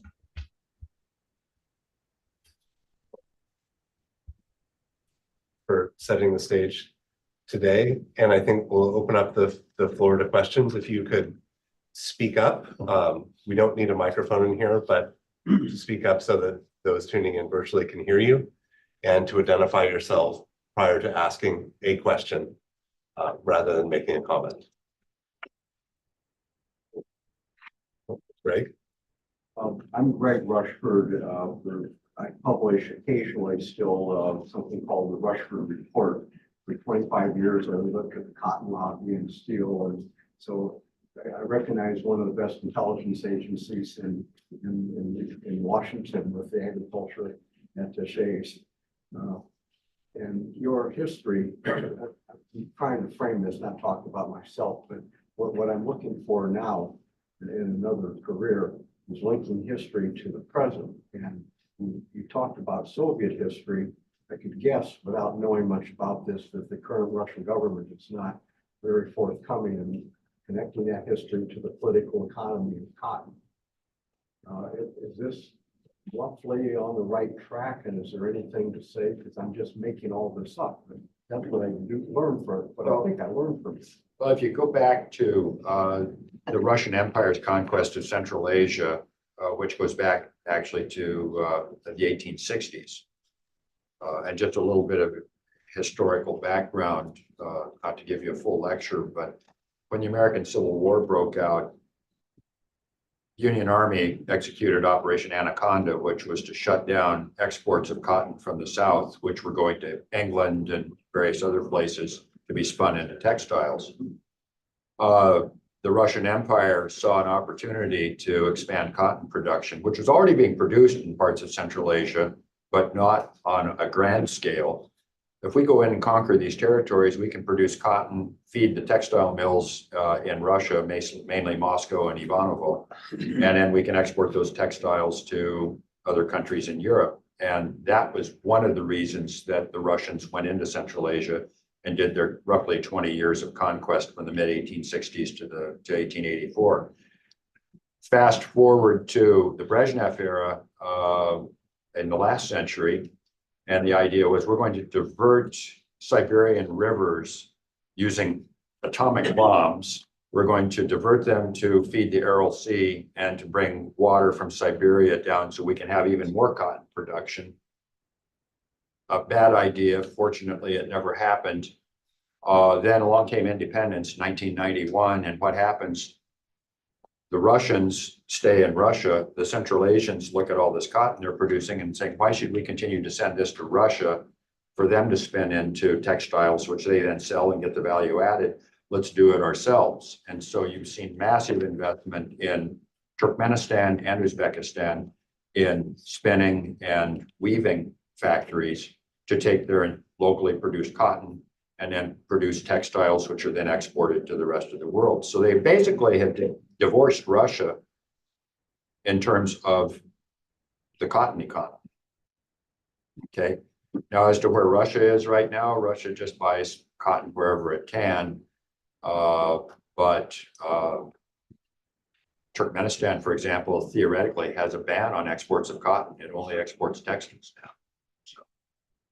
May I just ask a clarification on your question? Are you interested in the history of cotton production in this region? Is that your question, or are you more I'd like interested in? to connect the history Yeah. and how the Russians are handling the history with the political economy now. Mhm. I mean, cotton got them into the Aswan Dam when some cotton senators Yeah. got the World Yeah. Bank not to finance that, and that Yeah. gave the Russians and Yeah. Soviets their first foothold. And I'm just wondering if there's a similar story here that isn't as well understood by, we got people out in the street as. Yeah, so I mean, the story is very much as Ambassador Mustard described. So cotton was not a big good until really the 19th century when Russian Empire began to increase its production. But it's really in the Soviet period that we see this massive escalation in the post-war period. It's actually one of the things that, for my perch as a historian, one of the things that we really lack is a good book about the Soviet Union's involvement in the cotton trade, because it was massive and far-reaching. By the late Soviet period, the Soviet Union becomes the second largest cotton producer in the world, which is not really well understood, actually, at all. And they do that, I mean, I think one of the problems here is that they are relying on a very specific form of cotton production, a very kind of pesticide heavy form, and this contributes to some of the human health problems that we see around the Aral Sea. I mean, if I understood your question correctly, you're also asking a little bit about kind of culpability, admission of culpability. It's very interesting. So I worked a lot, my previous book on the Kazakh famine of the 1930s, which is, some might say is kind of the forgotten equivalent to the Holodomor, the Ukrainian famine. And that is very much seen as a Soviet crime, in Kazakhstan today. The Aral Sea, not so much. But actually, if you look at the story, I would say it really we need to be talking about this as a crime, in terms of what it did to people's health, to people's way of life. They knew, scientists predicted when they began to boost cotton production that this was going to happen. They didn't predict the exact dimensions of the disaster. They didn't predict these human health problems. They knew that this was going to cause immense problems for the people around the sea, and they still did it. And this started in the 1960s. They had warning from the 70s to the 80s. They had pediatricians sending them file folders full of photos of sick kids, and they didn't do anything. And so I think, when we think about kind of the legacies of Soviet rule and scars of Soviet rule, this very, very clearly, needs to be on the list, actually. But it's there are challenges to the story too. One of the things that happened is the kind of expertise that grew up around the Aral Sea. Many of the leading scientists themselves were Russian, and they still are actually, who studied this problem. So this also creates kind of challenges also in many of the leading kind of ichthyologists, who study the Aral Sea and so on. They're Russian, so it creates, I think, issues for kind of looking at this problem. Thank you. Sure. Questions for the gentleman sitting in the corner? I'm Grant Turner. I used to be an intern at Jamestown, and now I'm at New York Town Institute as a research assistant. Kind of building Got a on. little lever. Why don't you stand up a little bit so we can hear you? I'm Grant Turner. I used to be an intern at Jamestown, and now I'm a research assistant at New York Town Institute. Building on this slightly, how much does cultural identity, identifying with the cotton industry or the production of cotton, when you see farmers switching crops in different countries, sometimes they have resistance, not because of the economics, but because it's tied to their identity. So does that factor in much here? Or is it mostly just what the state kind of encourages? I think it's more policy. I don't think it's part of the cultural identity as much as it's just policy, government policy. That's particularly the case in Turkmenistan, which is still very much run along the models of the Soviet collective farming system, although they claim it's changed, it really has not. And it's done with a system of state orders. Uzbekistan, I'm not nearly as familiar with, but I suspect, again, you have an institutional framework where the marketing infrastructure is there, the spinning mills are there, and changing that and saying you're going to deep six a sunk investment and go to something else. There's a lot of inertia there in terms of changing what you're going to produce and going to something else. So the cotton monoculture is there. It needs to be changed. Will there be the political and economic will to change it? Good question. Thank you. And the gentleman at the back. Thank you for great presentation. My name Could you speak up? Thank you for great presentation. My name is Nurul Rakindek, and I represent a non-profit organization called Center for Global Civic and Political Strategy. I'm interested in seeing an alternative ways of energy, like solar energy, for example. To what extent it's going to be used in the region, as well as there is a situation with floods right now. And historically, for example, in Netherlands, when the Northern Sea flooded the country, it's been used for the channels. The water stayed, and it's been used actually for commercial purposes. Is there a way to use this situation also to the benefit of people? I'll leave the water question to you, Sarah. You're much more expert on Sarah. I'll talk about solar.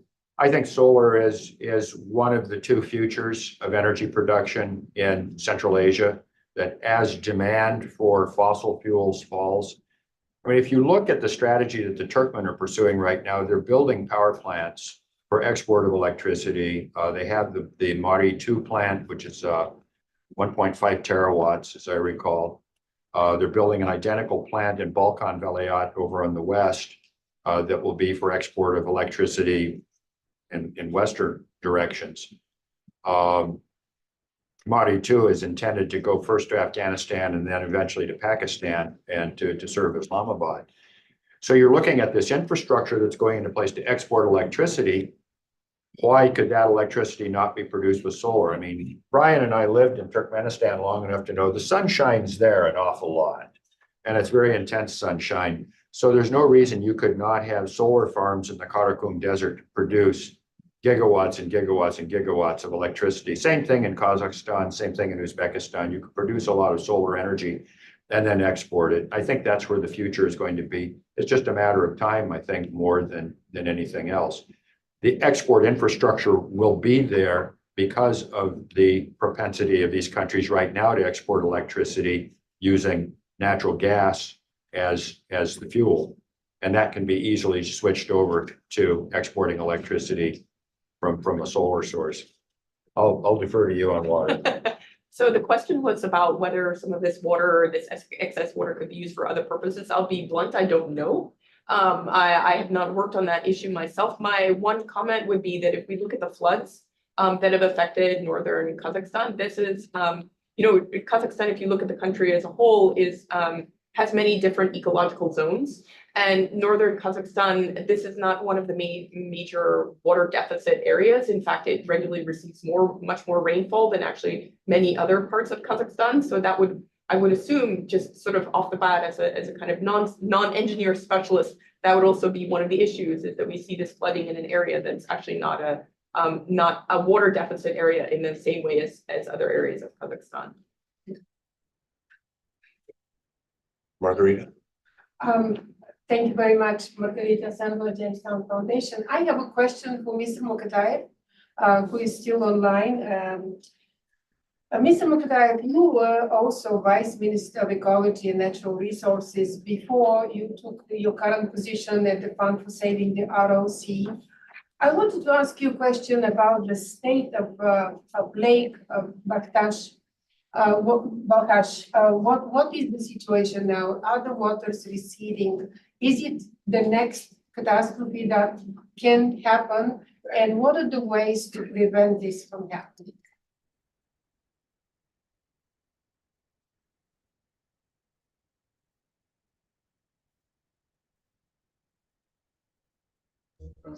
Балқашты қорғап қалудың қандай алдын ала алудың жолдары бар деген сияқты.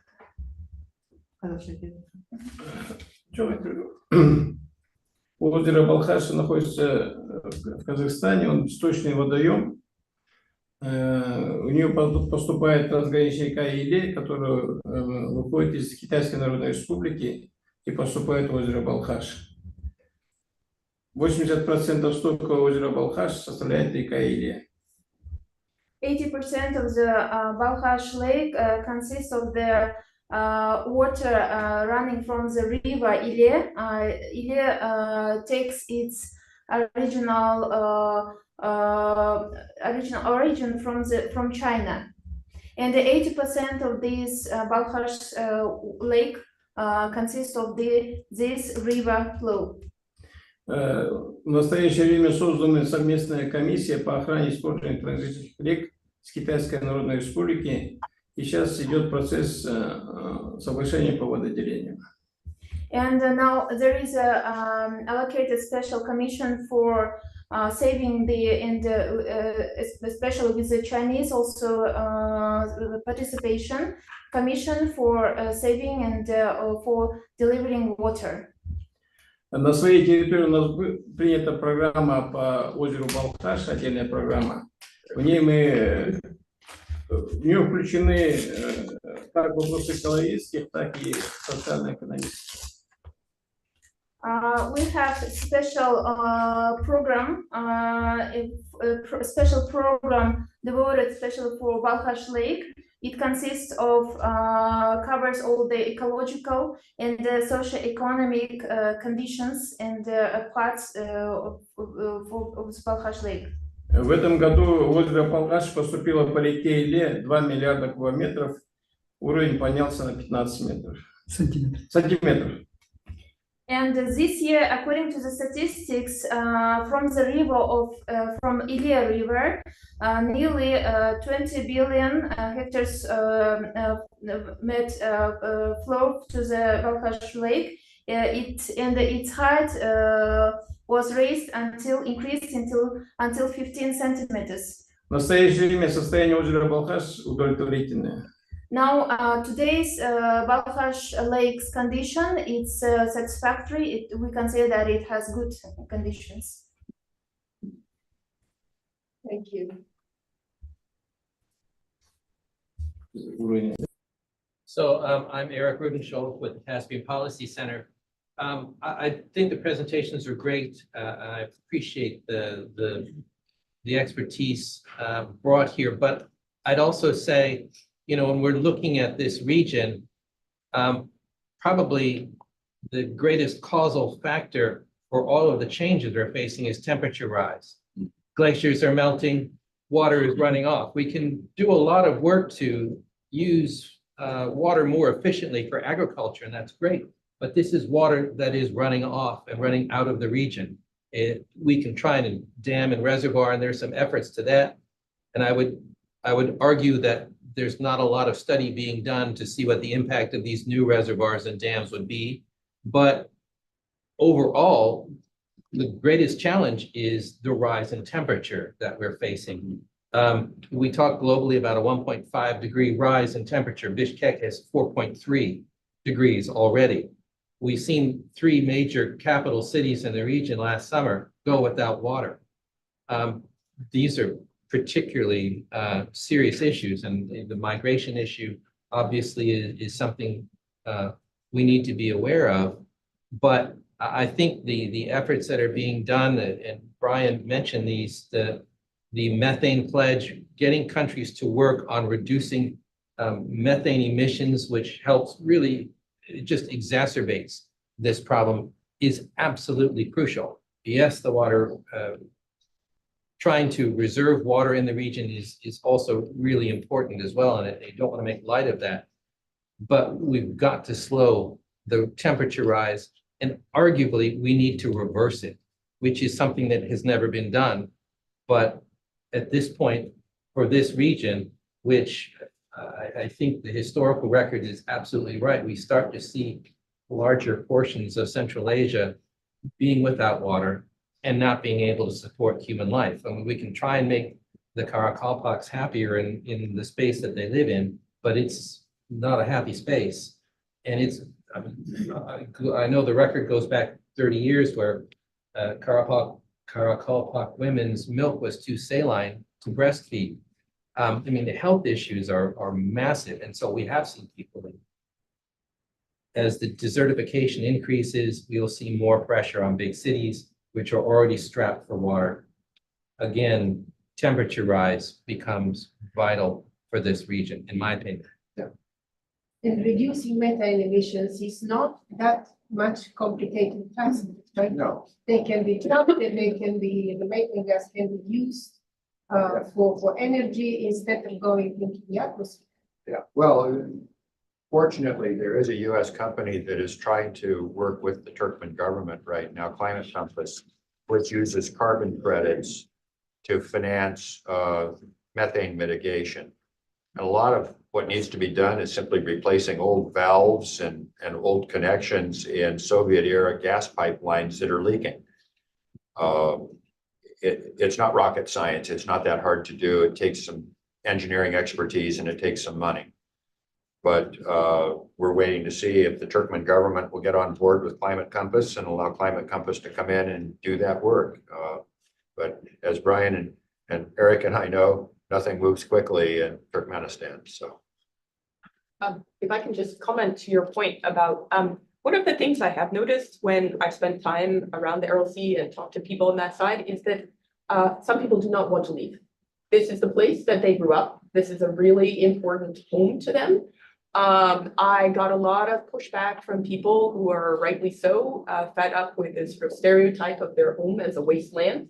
I would sit down and talk to people and people say, please present a different story here. I am very tired. They would tell me about, Aralsk as this great cultural hub and, this and that. And through that, I really came to appreciate the fact that, yes, some people want to leave, but some people really want to stay where they grew up, where their grandfathers and where their ancestors grew up. And I think it's a really important thing to understand, in thinking about these regions. I haven't yet done the work on the Uzbekistani side of the sea, but I have a good geographer friend who's done a lot of deep research there, and she hears very, very similar things, that a lot of people want to stay in this region.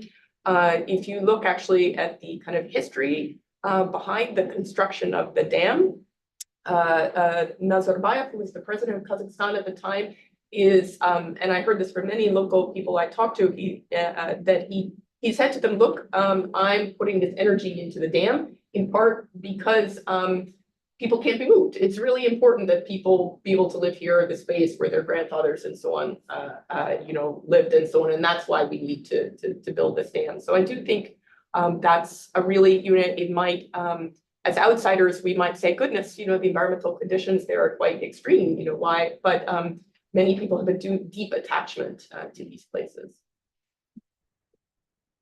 It's amazing that Central Asians do have deep attachment to their region.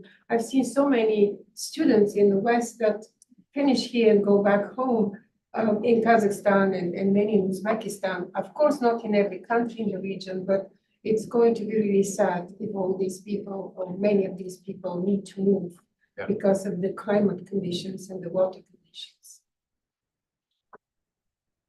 Well, if there's not an immediate question, I'll take the moderator's prerogative to ask one. In his opening, Brian commented that the protection of sovereignty was one of the sort of primary principles that underpins U.S. engagement in Central Asia, and mentioned that Central Asians have tried to have a multi-vector policy to balance the relationship and to not be as dependent upon one set of infrastructure and one direction of both for economic purposes, political purposes, diplomatic purposes. And I'd be curious, for the measures that can be taken to address some of the environmental concerns, in what ways do you anticipate Central Asian countries' sovereignty being challenged in the choices that they have to make? Or is this something that is simply not a concern that you see at all? Oh, it's a concern. Who are you asking? Well, we can start with you because you might have the most immediate responses. Yeah, well, we haven't talked about the Caspian Sea and the fact that the Caspian Sea is falling. And of course, where does the water come from that goes into the Caspian Sea? It mainly comes from the Volga, a little bit from the Ural River, but mostly from the Volga. And where's the Volga River? It's in Russia. So again, we have an irrigation problem, water being drawn from the Volga River for irrigation, which then does not make it down to the Caspian Sea, and the Caspian Sea has been falling for the last few years. Again, because of temperature rise. Eric's absolutely right about that.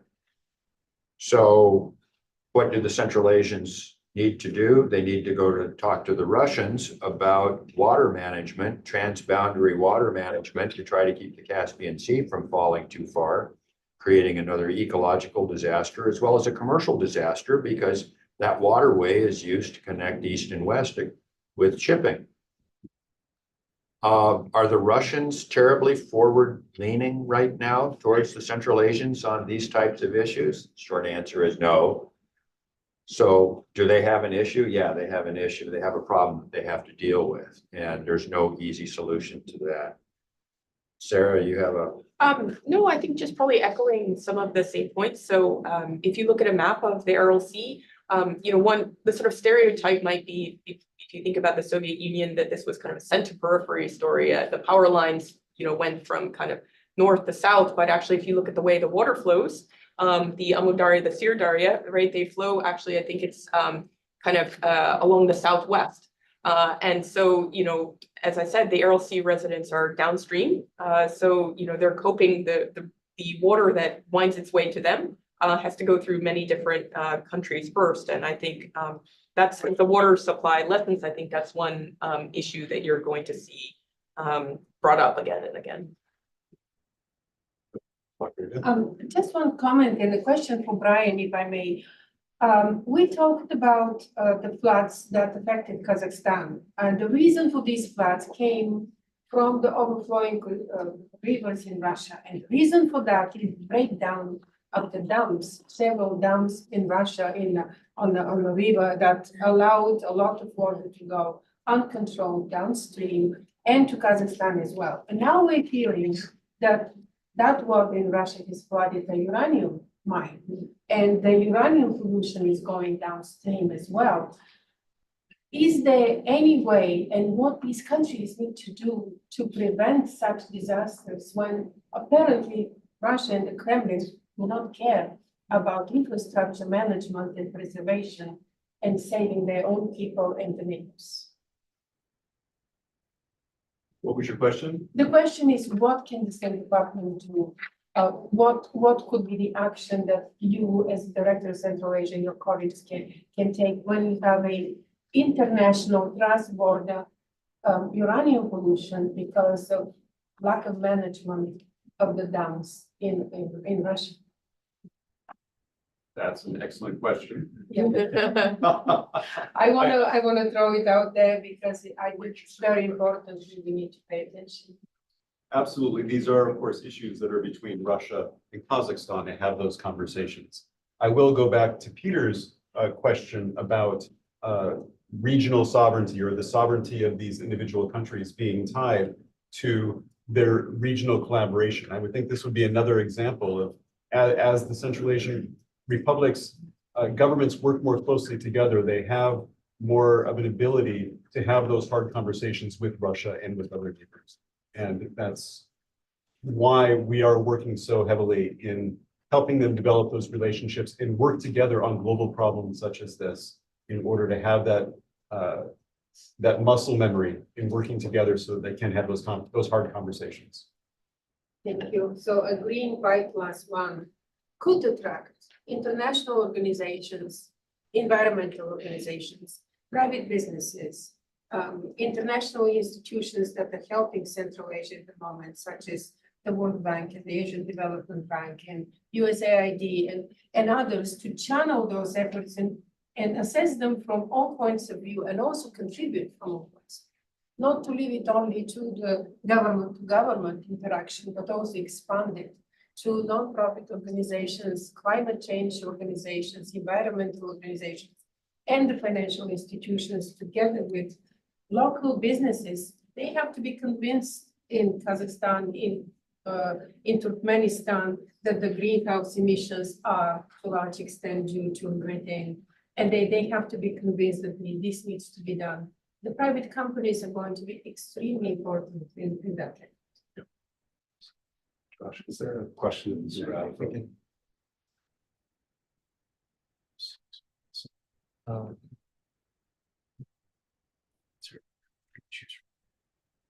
We could take the first one. During the early 1990s, the United States was really concerned on the environmental situation of the region. It concentrated on energy projects. And so do you think the US government has some responsibility for improving the ecological situation? And do we have, I guess for the panelists, do you think we have a meaningful policy to affect this? Well, I take issue with Yashar's statement that the US is responsible for the Aral Sea disaster. I think that's simply not the case. The Aral Sea disaster is a result of Soviet era policies of diverting water to irrigation of cotton. So as to whether the US bears responsibility for some of the environmental issues there, Sarah, do you? So on the US policy, so it's during the Soviet period, when the disaster was shaped, this cotton was not exported abroad. It was for Soviet consumption. So it was sent out of, I mean, Central Asia was in some ways treated like a colony, one might argue, and this cotton was exported to the Russian heartland and to Ukraine. That's where it went. After the collapse, however, it does get exported abroad. For many years, cotton from Uzbekistan and Turkmenistan is not supposed to find its way into US markets, but some of it does. So I would say that all of us somehow, whether we know it or not, are in some senses wrapped up in this story. This story is really about kind of global demands for cotton. We can see it in that way. I would say also, you know, one thing that has happened in recent years is that, say, if you look at the Uzbekistani side of the sea, there is a sense there that the sea is not coming back. And so they've started drilling for oil and gas there. Particularly, I think gas production facilities have been set up. Also, of course, on the Kazakhstani side, not yet in the Aral Sea, but other parts we see, you know, Western companies also coming in and drilling for oil and gas. So I do think the global kind of demand for fossil fuels is part of this story. If we think of climate change as exacerbating the situation in the Aral Sea, we think we need to think about, okay, what's driving that? And clearly global demand for fossil fuels is part of that story as well. Is there any last question in the room? Well, if not, I just want to, if you'll join me in thanking our panelists for. And for those of you that are here, we have lunch set up outside. So feel free to grab a plate, come in, mingle, have a conversation, and we'll sort of reconvene in an hour. So in person and online. So, thank you.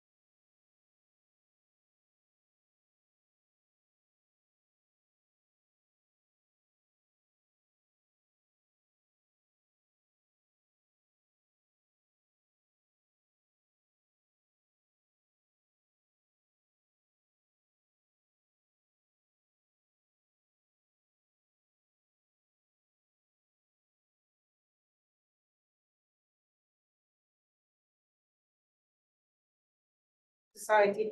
I'm talking about other organizations that are concerned about climate change and rising temperatures, water scarcity, and so on. We have three distinguished panelists today. Walter Alejandro Sanchez from Second Floor Strategies. He's also a CSIS fellow. Sanjay Shrivastava, who is practice manager for environment, natural resources management, and the blue economy in Europe and Central Asia region from the World Bank. And Mary Melnick, environmental security and resilience division chief at the Asia Bureau of USAID. I will say a few words about them. And I don't see Sanjay yet, but hopefully he is going to be here soon. He's on his way.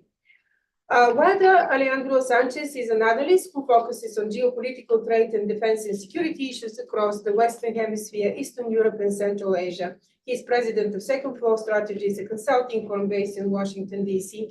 He's a freelance writer for the defense news agencies Breaking Defense, James, and Shepherd Media. He's also a member of the Center for International Maritime Security, for which he publishes a column titled The Southern Tide, about maritime security issues related to Latin America and the Caribbean. So his interests are really wide, from Latin America all the way to Central Asia. He's also a non-resident research associate at the Expediente Abierto. Sorry, my Spanish is not good. His analyses have appeared in numerous referred journals, including Science Review of International Affairs, Small Wars and Insurgencies, Defense Studies, and Polo Journal, and Journal of Slavic Military Studies, European Security Studies in Conflict and Terrorism, and so on. He has published book chapters on Bolivia foreign policy, separatism in Moldova, and Kazakhstan's economic diversification policies. And I'm going to introduce now Mary Melnick, who is Dr. Melnick is the Environmental Security and Resilience Division Chief of USAID Asia Bureau, and she has 30 years of experience working on community development, biodiversity conservation, and the environment in Latin America and Asia. She has been in the Asia Bureau since 2001 and is currently engaged in USAID efforts to address water security, glacier retreat, and the conservation of tigers and snow leopards. She has also developed and facilitated private sector alliances linking environmentally sustainable and security responsible products to markets. Past work has included a body of research analyzing forest conflicts in Asia. Her PhD is in ecological management from Imperial College of the University of London. So she has a lifetime experience in preserving the environment, and I'm so lucky to have you here today with us, given your really busy schedule. I will introduce Sanjay when he comes. Okay, he is just in, and just on time to introduce Mr. Sanjay Shrivastava, who is a practice manager for environmental natural resources and blue economy, global practice for Europe and Central Asia at the World Bank. He leads a large team of banks' engagement in lending and advisory support to promote green growth, addressing air, water, and land pollution, strategy to promote biodiversity and forest conservation, growing blue economy, and managing environmental risks across the bank's lending operations. Previously, he served as practice manager for ENV in West and Central Africa. He brings a vast global experience in devising environmental strategy and policy dialogue related to sustainable development, as well as hands-on experience addressing complex environmental challenges in several developing countries. So I really appreciate you taking part in our discussion today. And here I will start with Alex, who is going to talk about, actually he came up with the idea for Green 5+1 on environmental issues in Central Asia. So I'm going to turn to him and ask him to talk about regional cooperation in Central Asia, where this idea came from and what could be the future. Okay, thank you. Thank you. Stay. Correct. Okay, So greetings, everyone. Thank you very much, Margarita and the Jamestown Foundation for hosting this event on a very timely and important topic. The presentation will differ from other panels because it will not be an analysis of a situation, but rather I will discuss a proposal for the future. I am proposing a high-level summit between the United States and its 5 Central Asian partners to discuss environmental issues, including water security and climate change. I am calling this summit the Green 5+1. Let me elaborate on this idea, and I look forward to your thoughts and comments. Next slide, please. The United States and its Central Asian partners have discussed environmental issues several times in the past. In 2021, at the height of the COVID pandemic, the US Special Representative Envoy for the Climate, John Kerry, held a virtual summit with his Central Asian partners. The key word here is virtual, not in person. Next slide, please. A statement following this virtual summit stated that, and I quote, the C5+1 governments affirmed the critical nature of the climate crisis faced by the world today. The 6 parties also pledged to continue, and I quote, improving water resource management and water quality, including water resource agreements and strengthening water diplomacy. And also to, and I quote, jointly address the ecological and socioeconomic situation of the Aral Basin. Finally, the 6 parties, next slide, please. Finally, the 6 parties, actually, can you go back? Sorry, thank you. Finally, the 6 parties reaffirmed their commitment to increase environmental cooperation within the framework of the C5+1 regional diplomatic platform. However, even though the joint statement at the end of this summit highlighted the need to increase environmental cooperation under the 5+1 format, this high-level environmental meeting has been held only once and virtually. Of course, as we have talked about before, there have been several other meetings and official visits where environmental issues, including green energy and water security, have been discussed. For example, the USAID Director, Samantha Power, visited Tashkent, Uzbekistan this past October to participate in a C5+1 regional connectivity ministerial. While commendable, the summit and bilateral meetings were aimed at promoting inclusive, sustainable economic development in the region. Climate and energy solutions were also discussed, but this recent C5+1 meeting did not focus on environmental issues specifically. Next slide, please. Now, let's go back in time very briefly. A mere development happened in September 2023, when the historic presidential C5+1 took place at the United Nations General Assembly in New York. The new declaration will serve as the blueprint for the future of US Central Asia relations for the foreseeable future. Next slide, please. The text, as you can see on the screen, spends considerable time discussing environmental issues, including green energy and water security. For example, the text explains that the parties, and I quote, commit to redoubling efforts to increase clean energy production, methane mitigation projects, etc. The text also mentions, and I quote, we're invested in enhancing Central Asia's water security and environmental quality, working to increase regional cooperation on water and ecological issues that take into account food security, sanitation, agriculture, and energy sector linkages. As our partners have discussed, water security is a critical challenge for the future of the populations across Central Asia. USAID is mentioned numerous times in the declaration, explaining that, and I quote, through the USAID Regional and Vulnerable Environment Program, we plan to collaborate to address water, energy, food, and environmental needs that simultaneously combat climate change with appropriate mitigation, adaptation, and resilience measures. Next slide, please. So I apologize for the font because it was bigger than I was expecting. So let's review the situation and my idea very briefly. There is a document that supports greater integration, interaction, cooperation, and communication between the United States and the 5 Central Asian countries on environmental and green energy issues. The 5 Central Asian countries have various environmental challenges, but there is also great potential for water cooperation and the development of green industries, including sustainable agriculture. Moreover, Central Asia can become a major producer of green energy, like solar power, while the region's richness regarding critical minerals and rare earth elements cannot be understated. Dialogue between Washington and the 5 Central Asian governments occurs to discuss climate change, green energy, and other environmental issues, as has been mentioned several times. However, these interactions should occur with more regularity at a more senior level. Hence, and I hate the fact that my final sentence was cut out, and that's the where I do the little punchline. Hence, in my opinion, a series of Green 5+1 meetings will be useful. Next slide, please.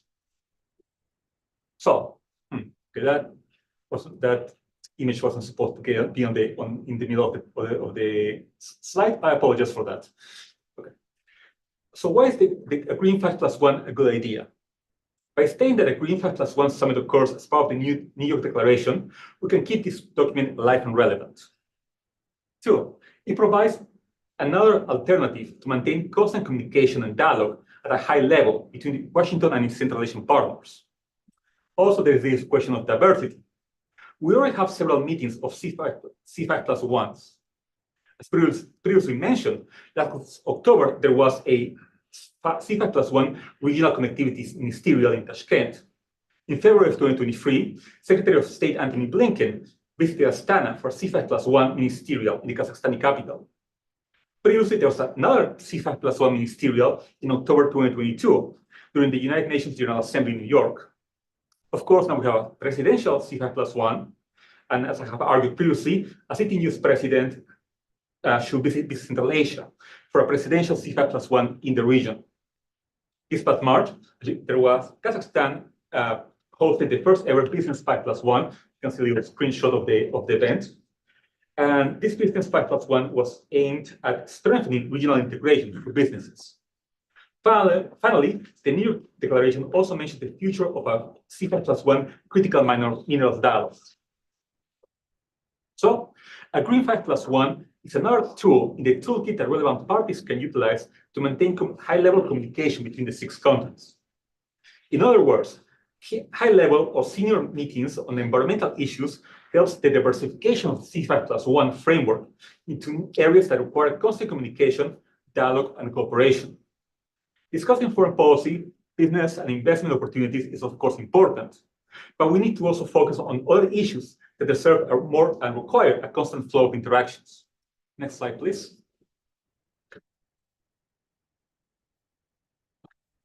Also, and to stress the obvious, a Green 5+1 can maintain and also expand Washington's attention on Central Asia. The region's visibility in the US capital decreased after the withdrawal from Afghanistan, but increased once again since the war in Ukraine commenced. Besides the presidential C5+1 summit, Secretary Blinken visited Kazakhstan and Uzbekistan last February 2023, not to mention other delegations from the United States that routinely go to Central Asia, or Central Asian delegations which come to Washington. Unsurprisingly, the topics that are often discussed are the sanctions against Russia, Trans-Caspian International Transport Route or Middle Corridor, and access to Central Asia's critical minerals and rare earth elements. I would like to see environmental issues added to the regular list of high-profile topics discussed between these 6 states, not just at a working group level, but by more senior officials. For example, with the inclusion, participation of Special Envoy Kerry, who should go to Central Asia for a Green 5+1 in situ, in the region. Next slide, please. So now that I have explained why a Green 5+1 is important and necessary, let me talk about the where and the when it will happen. First of all, I want to stress that I do not want my idea of a Green 5+1 to be a single one-time summit. Like other initiatives, I would like these meetings to occur with regularity. Secondly, while a Green 5+1 summit can occur as a standalone meeting, I am personally in favor of these meetings occurring as part of a larger gathering. So here are some potential dates and locations, and I would love to hear your opinions about it. The first option is for the Green 5+1 to occur annually at rotating locations.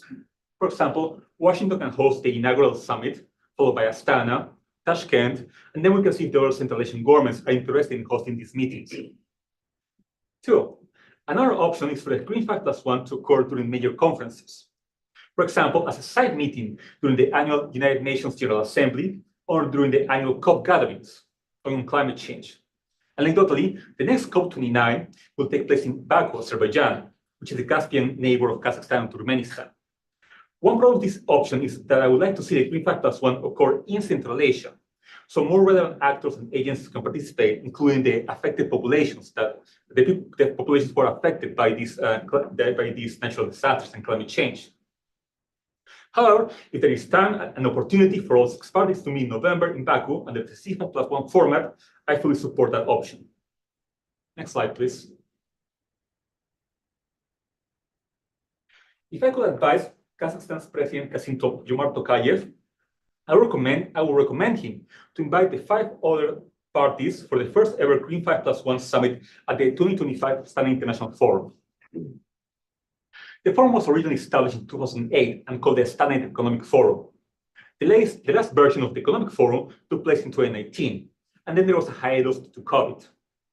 In 2023, the forum started once again with a different name, the Astana International Forum, and a broader scope. The AIF now aims to, and I quote, unite efforts to address key global challenges. The forum will serve as a platform for high-level delegates from foreign governments, international organizations, businesses, and academic circles to engage and seek solutions to problems such as climate change, food shortages, and energy security, end quote. The 2023 format already occurred the 2023 forum already occurred under this new format and vision. Next slide, please. Here, however, the 2020, you can see the pillars here of how it was supposed to look. Actually, let me rephrase. The 2023 forum occurred. The 2024 forum was cancelled, which it was scheduled to take place in June. However, President Tokayev canceled it so that financial resources could be used in disaster relief after devastating floods occurred across several regions of Kazakhstan. I certainly think that this was the correct decision. But let me take you for a moment to the website of the 2024 forum.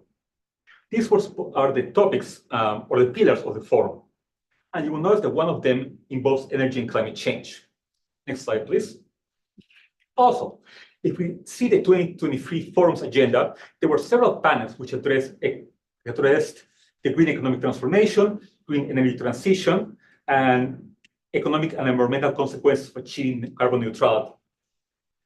In other words, the Astana International Forum has already a pillar, a green pillar, which should be exploited in the good sense of the word. And again, I am proposing that next year, the Astana International Forum should host a Green 5+1 summit, perhaps the inaugural meeting of this type of summits. Next slide, please. Now, allow me to develop the idea of a Green 5+1 at the 2025 AIF from a different perspective. And again, I will remind you that I have developed this proposal over the past months. It's still very much a work in progress, and I welcome your feedback. Now, let's be honest. There are a lot of conferences and summits across the world today. Those of us who live and work in Washington, D.C. know that very well. As I was preparing my speech and presentation, I started thinking about other major conferences that occur annually across Europe and Eurasia.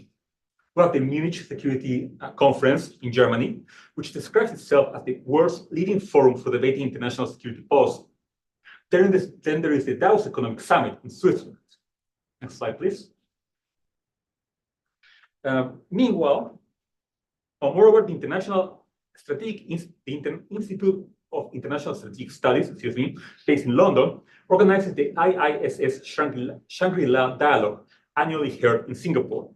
The Dialogue is Asia's premier defense summit. The 2023 Dialogue featured a keynote address by Australia's Prime Minister and speeches by the US Secretary of Defense and China's Minister of Defense. Meanwhile, Russia has organized the St. Petersburg International Economic Forum since 1997. And for obvious reasons, I doubt that either US or European policymakers will attend it anytime soon. Next slide, please. Moreover, there are other countries are also organizing their own forums to improve their global image. This past March, Turkey organized the third edition of the Antalya Diplomacy Forum, an annual conference on international diplomacy. Some of the speakers included the Minister of Foreign Affairs of Lebanon, of Mali, of Kuwait, and the Prime Minister of the National Unity Government of Libya. Moreover, this past March, Kazakhstan's neighbor Azerbaijan organized the 12th version of the Global Baku Forum. Some of the speakers included the President of Albania, the Director of the World Health Organization, the Executive Director of UNAIDS, and who is also the Undersecretary of the United Nations, and also the Minister of Foreign Affairs of Turkey. Hence, there is a friendly but understandable competition by each forum to be the premier meeting of its kind, with high-level speeches, dialogues, and agreements. Next slide, please.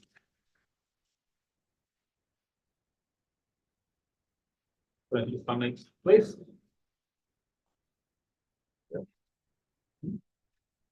Okay, I'm trying to wrap up very fast. So, and just like the Munich conference is known for focusing on defense issues, or Davos focuses on economic and financial affairs, the Stein International Forum could become the premier conference that focuses on environmental issues, water security, and the green energy. I would like to say that one quick thing about dates. If you look at the dates, they're very interesting. The COP climate summits occur in November and December every year. In Dubai, it was in November of 2023, I believe. Then Baku will take place, the COP29 in Baku will take place in November as well. Meanwhile, the AIF, the Stein International Forum, took place in June of 2023 and was scheduled to take place in June of 2024. I assume the forum will meet in 2025 around the same dates. In other words, every meeting of the AIF falls at a nice middle point between COP summits. Hence, this is the ideal time for a Green 5+1 to take place, so that the United States and its Central Asian partners can discuss environmental and green energy issues, and discuss where the COP resolutions and agreements passed half a year before are being properly enforced, or if there are any problems with COP resolutions. Next slide, please. I only have two more, so I'm almost done. And I am sorry that quite a bit of mine slide got cut off. But I would like to propose that to make the first Green 5+1 even more timely, it should focus on water issues.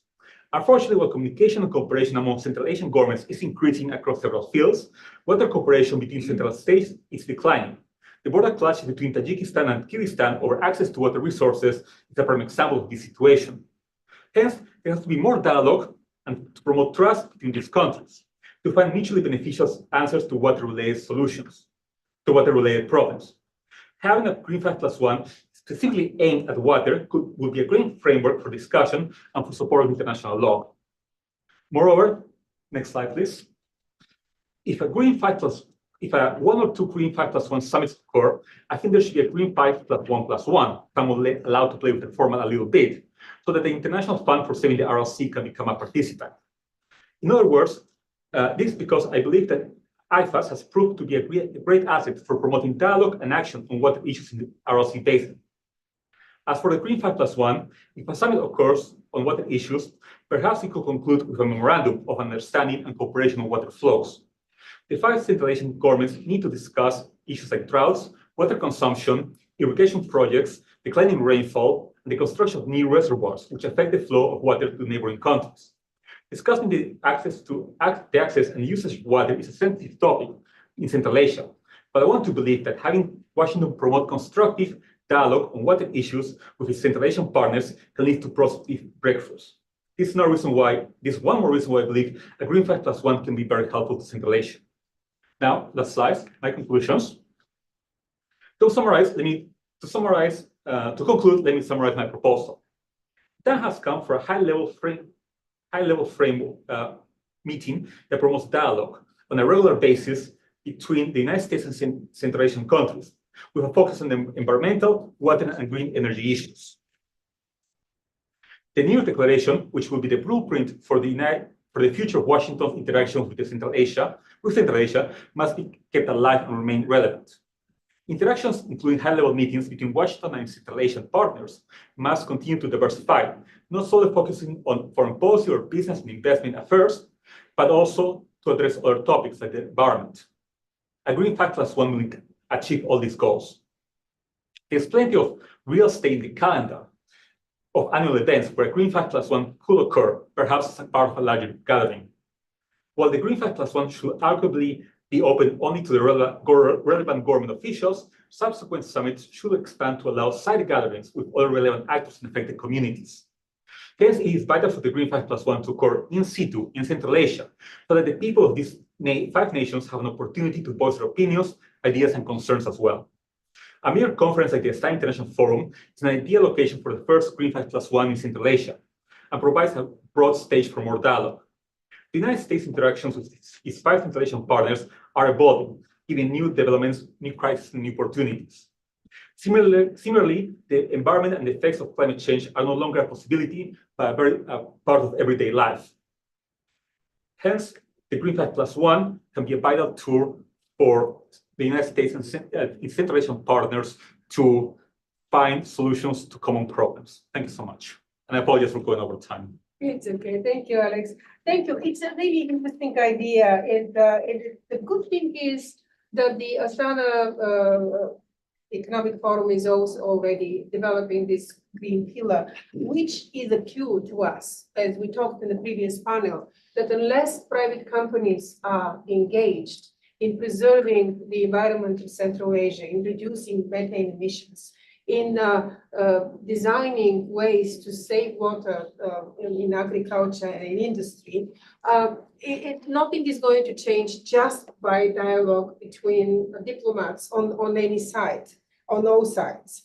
The diplomatic dialogue is extremely important, nevertheless, to set the frame and the tone and to expand this, this work to private sector, non-profit organizations, international banking institutions, and most importantly, to the people of Central Asia, who very often are not aware about the problems that they have, and they are not organizing themselves to find solutions to the problems of the region.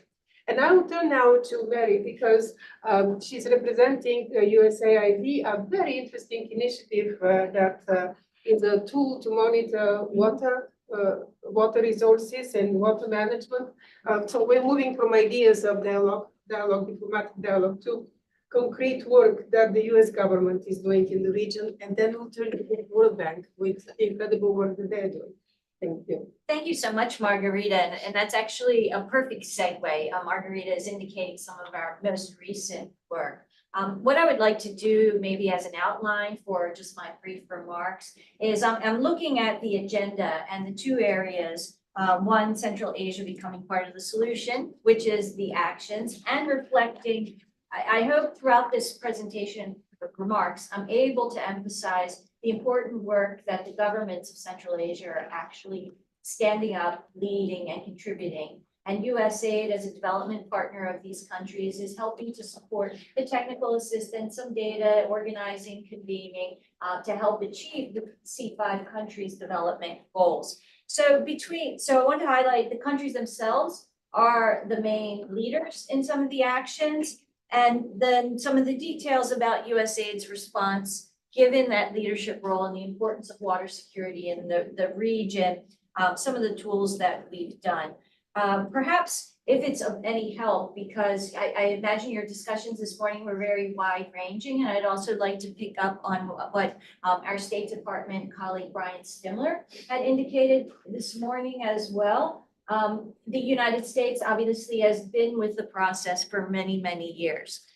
Even through the current turbulent times, USAID's presence in the region has been increasing, the stature of our missions increasing, and actually the high-level visits. Mr. Sanchez certainly indicated that administrative power has been out there. I lead the Division for Environmental Security and Resilience in the Asia Bureau, and our own Asia Bureau leadership at USAID has frequently traveled to the region to elevate the importance, despite all of the turmoil in the world today. So we stand ready. At the beginning of C5+1 process, obviously there's a working group on energy and the environment. So I would like to dig down and provide some of more of the action-oriented data activities with respect to water security. We started some of this work around, say, 2010-11. We knew that glaciers and their disappearance was going to be a critical issue. And there were many scientists and researchers who were actually measuring these glaciers are retreating, and the Central Asian Republic's own Soviet-trained scientists had deep fonts of knowledge, data, and information in the Russian language scientific literature on the state. But obviously, in the breakup of the Soviet Union, there had been a bit of a break in the financing and the funding of that scientific research. So we at USAID as a development agency, yes, we're aware that glaciers are retreating, but the principal question is what happens to the water supply? How much water is already coming from those glaciers, from the snowpacks associated with glaciers and precipitation? Because as development planners, how do we manage for hydroelectric production, irrigation, or even urban centers water supply without understanding how much water comes down? And so we, during the sort of 2011, 2012, for those of you who may remember, former President Obama went to Copenhagen at the Conference of the Parties and helped catalyze the Copenhagen Accord. And glaciated countries were specifically referenced in that accord.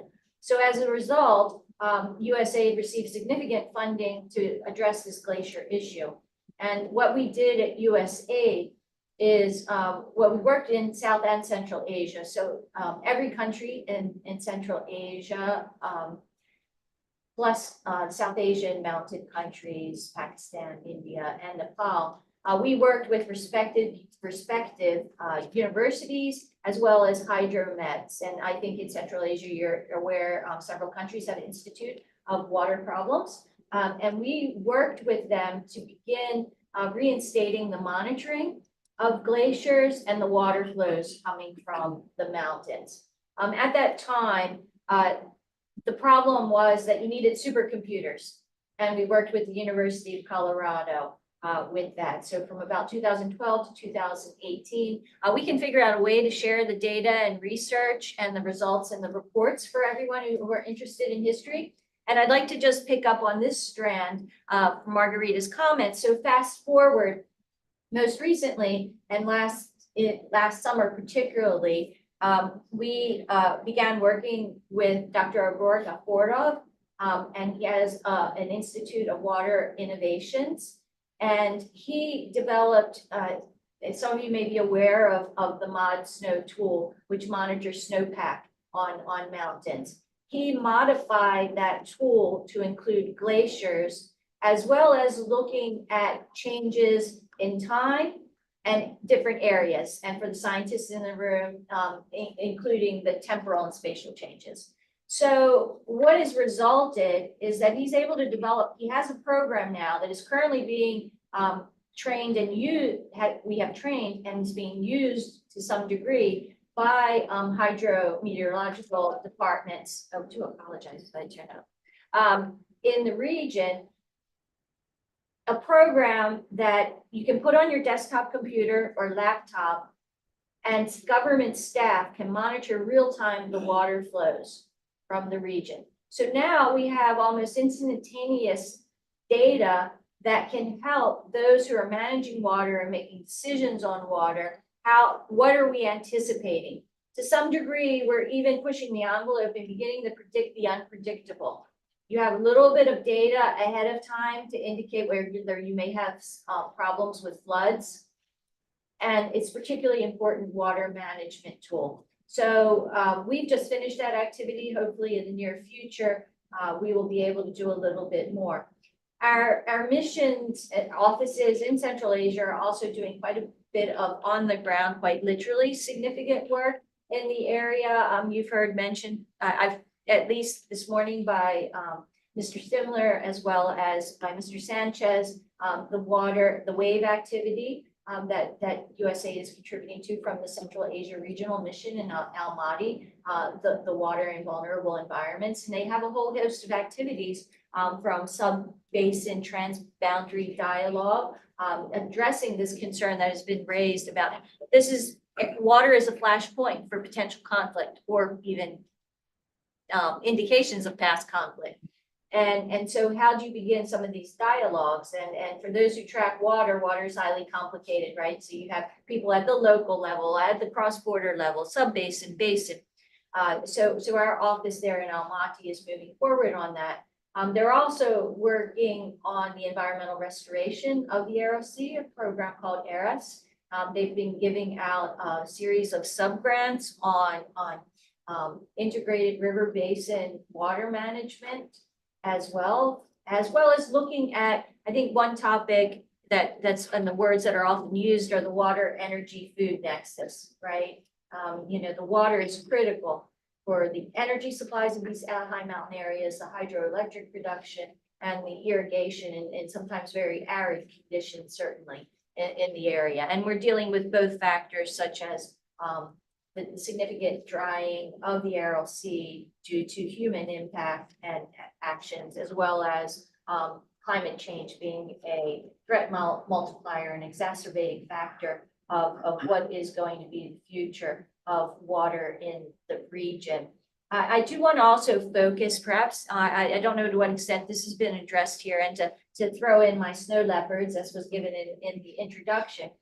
When USAID was looking at this problem of climate change and impacts on high mountain areas, and particularly the loss of glaciers, the one thing that we think of from a development agency is the fact that there are many high mountain communities, and they will be the first to feel the impact of any changes in water supply immediately coming off snowpacks and glaciers. And from a development perspective, or perhaps even a financial perspective, they are very sparsely populated. You hit many more millions of people working in Dhaka than you do in a mountainous area abutting a glacier. So what do you do? And also the way we were thinking of development at the time is that financial resources are scarce. So how do you get multiple benefits from one action? And so the action that we chose was the conservation of snow leopard habitat.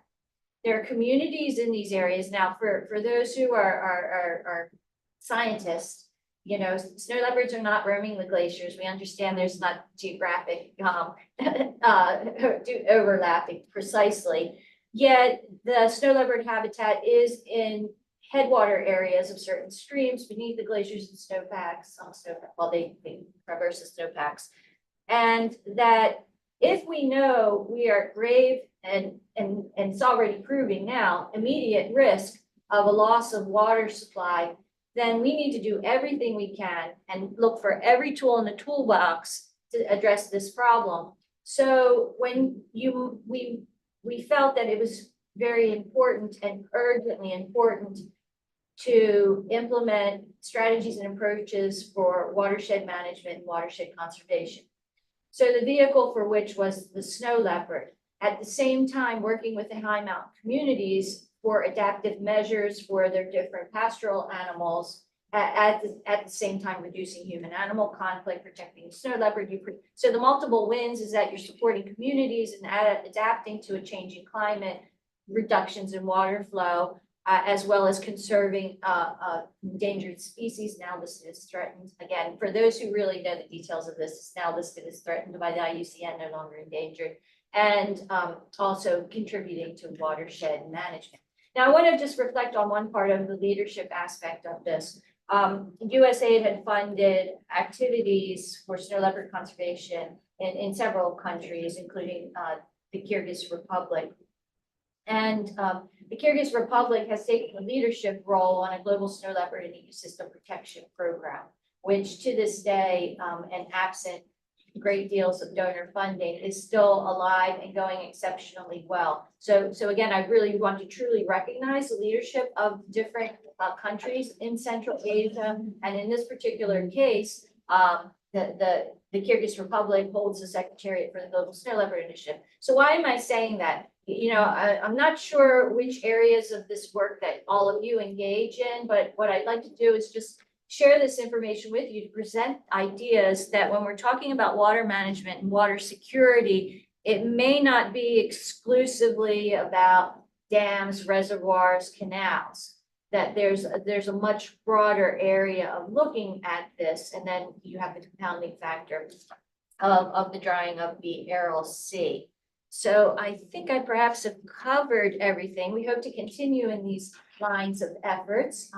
And I'm happy to put you in contact with our staff in Almaty or Dushanbe or Bishkek, who are also familiar with these, are more familiar than I in some of these topics. Thank you, Margarita. Thank you very much, Mary. She's also a zoologist. I didn't mention that.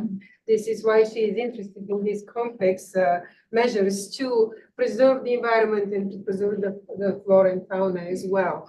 And seeing how the shepherds have to climb higher and higher in the mountains to find better grass for their flocks, one can tell how the water shortages, the droughts, how the temperature rising is affecting everything, including nomadic, traditional life of breeding cattle and breeding sheep. And now I'm going to turn to Sanjay precisely with this row of questions, these important questions about preserving the environment and also developing sustainable economy. And as he's working on blue economy, this is going to be very interesting to our audience to hear what the World Bank is seeing as the future of Central Asia in terms of economic development.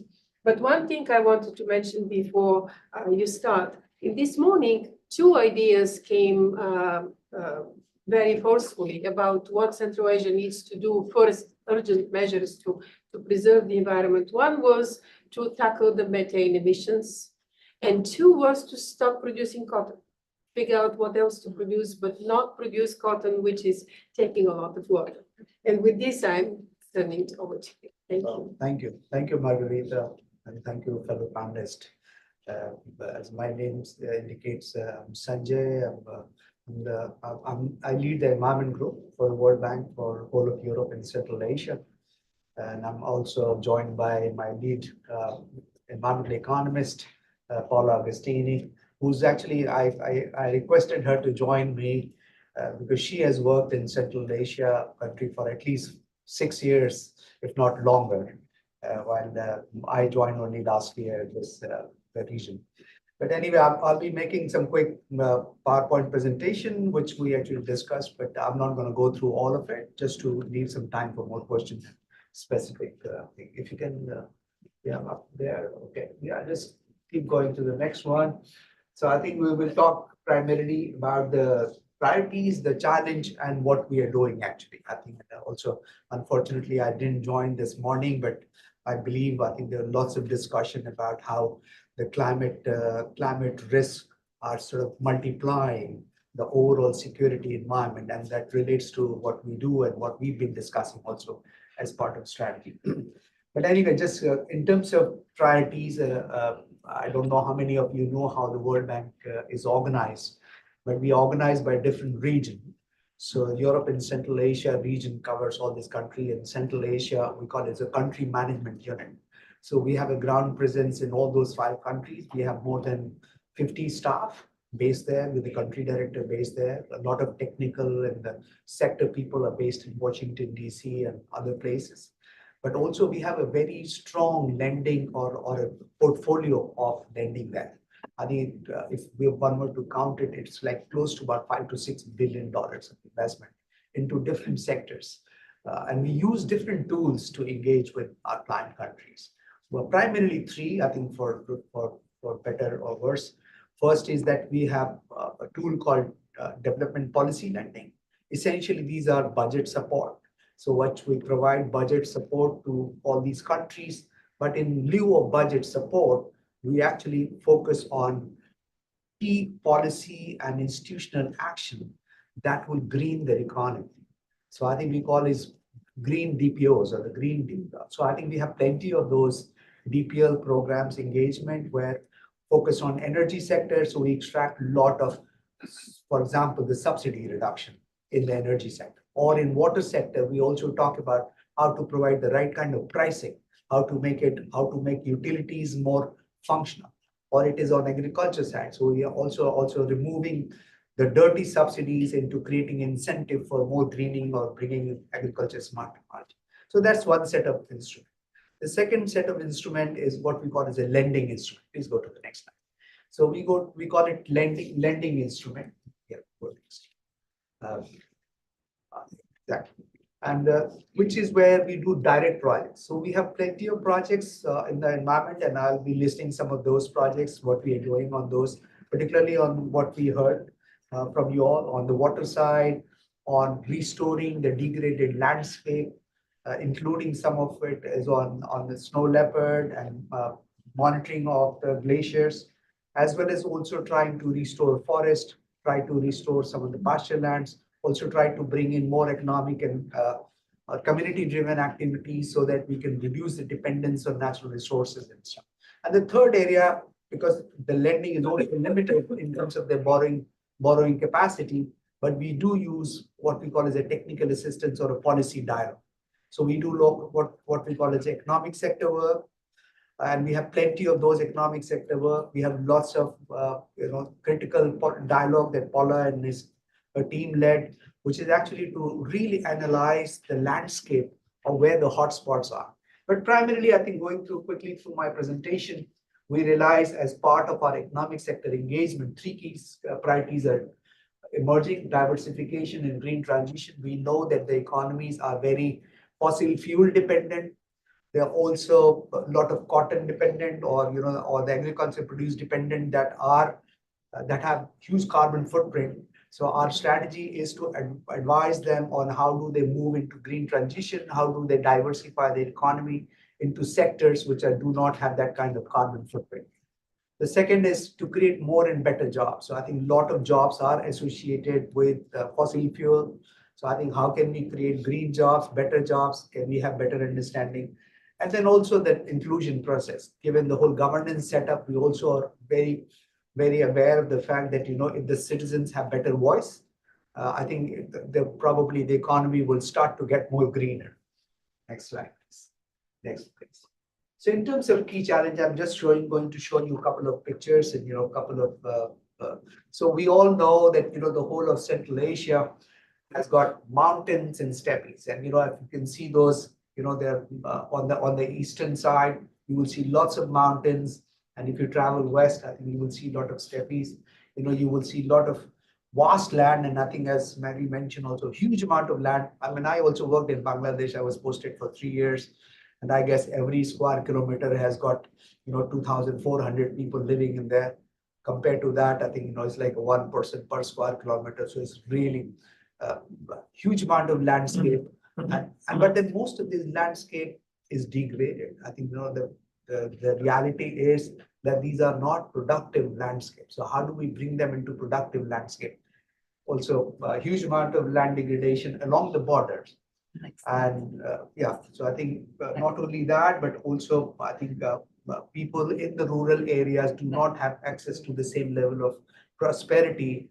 Although one might say, okay, the per capita income, for example, in Kazakhstan is a middle income country, but if you go into rural area or rural landscape, I think you will see a very different one.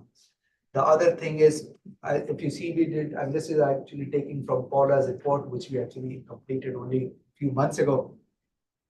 We did a detailed analysis and collected a lot of data on every district in every region, and you use the modern tools and use Bella and other modeling methods to really see the vulnerability of the land. What are the different climate risk and vulnerability associated with the land, and where are these lands located? So we call them hotspot analysis. So we did all the red things that you see are the hotspots, and we also created a menu of intervention. We also tried to do costing, how much it is going to cost.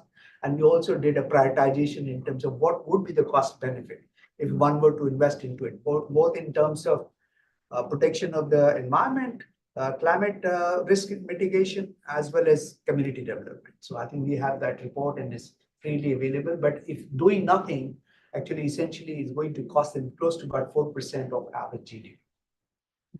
Water, you want to add something, Paula, at this stage? I just want to say that most of the degraded land is on the borders between countries. So that's an important point in terms of what you're just saying, regional collaboration, right? The focus of this, right, on this workshop. Yeah.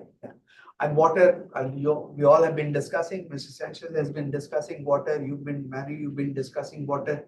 Is one of the lowest water use efficiency rates. We all know that, water can be a source of real conflict. And it's a trigger, potential trigger.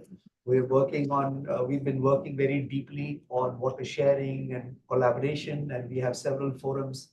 And we have a lot of data monitoring. We try to bring in people, the senior leadership, Ministry of Finance and Ministry of Water Resources, occasionally to talk to them. And that is not the easiest thing. We can get you more details in terms of how these water dialogue happen, not only, but then how it links up to the energy such as Rogun and other things. But then in terms of doing nothing or do nothing, RLC, you can see how the shrinking of RLC is happening. From 1960 to 89 to 2009 to 2025, I think it has become just a figure of what it used to be only about 50 years ago. Caspian Sea, very similar situation. We know key drivers of Caspian Sea degradation is overfishing. The damming has happened. Also the pollution, because a lot of pollution is coming from the rivers, not only from the Central Asian countries, but also from Russia in the north. Huge amount of pollution is pouring into Caspian Sea. It is impacting the coastal communities. We have some programs, but we don't have enough. I think the needs are serious. It runs into billions of dollars. And what we are doing is only testing or operating at the edge in terms of testing or setting up some pilot or piloting some institutional model to show that solutions can be brought in. And there is more need for adaptation to address the climate change. As we all know, I think this is no brainer. I think we all know that between 2000 and 2050, there will be close to 3.5 degrees centigrade of change of the temperature, which actually also will impact huge amount of precipitation changes, and that will impact the agriculture productivity, that will impact the disaster risk occurrence, that will impact the infrastructure, the existing infrastructure, whether they're going to be sustainable. So we have also done needs assessment in terms of financing need to address some of those climate change, and it runs in several billions of dollars to upgrade and to really address some of those issues, and particularly related to food security, water security, and energy security.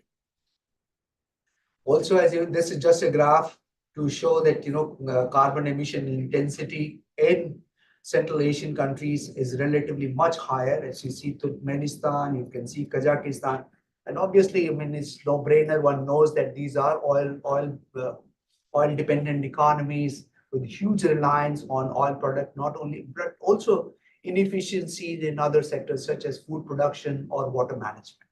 So, and that once you start to measure the success in terms of can we bring down the CO2 carbon intensity, I think that would how we will measure it. One problem that has not been talked quite often is the whole regional air quality. I come from India, and everyone knows about Delhi air pollution is world famous. I had no clue. I thought okay, now I start to work in Central Asia, it's probably going to clean. I was very surprised that, look at the ranking, the global ranking of the cities in Central Asia.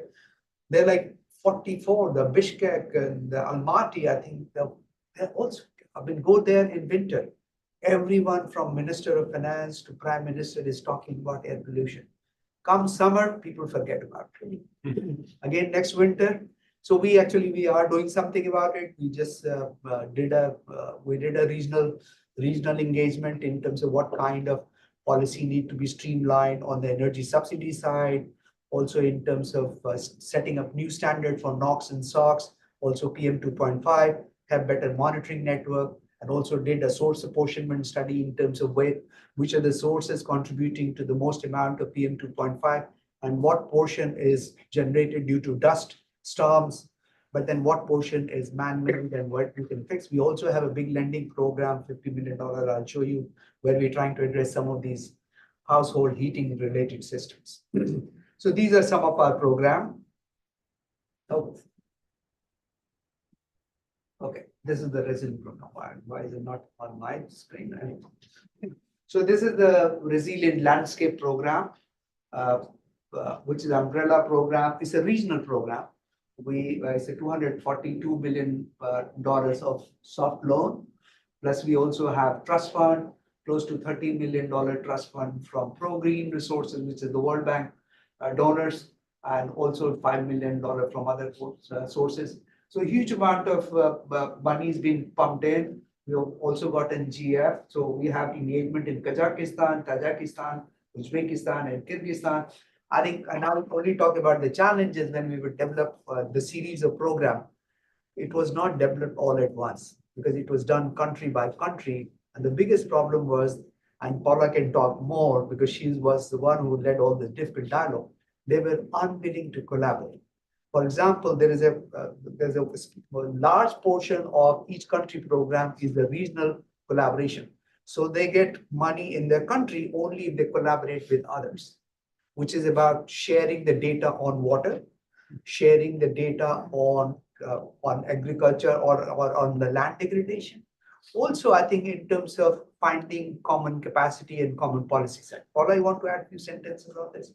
Yeah, so it has a strong focus on regional collaboration at two levels. One, physically on transboundary corridors and creation of peace parks or working where you have shared infrastructures like roads that needs to have on both sides of the border some intervention of sustainable land management so they are not going to be affected by climate change, or you have protected areas that are joined.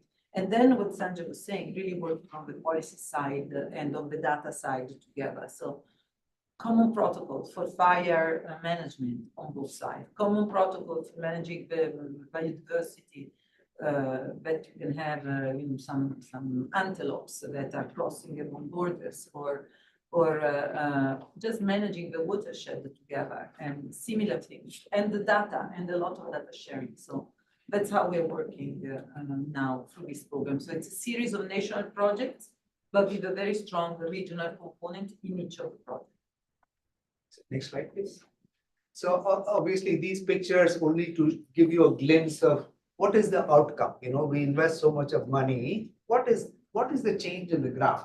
So we clearly have focus on a lot of regional infrastructure in terms of taking into account what is going to be the future climate related risk. For example, if there's going to be, rather than 1 in 100 years, there's going to be 1 in 50-year chances of flooding. So accordingly, the new infrastructure, whether it is water supply or sanitation or transportation, needs to take into account those modeling risk of climate risk. And that's how we are focusing a lot on creating regional infrastructure.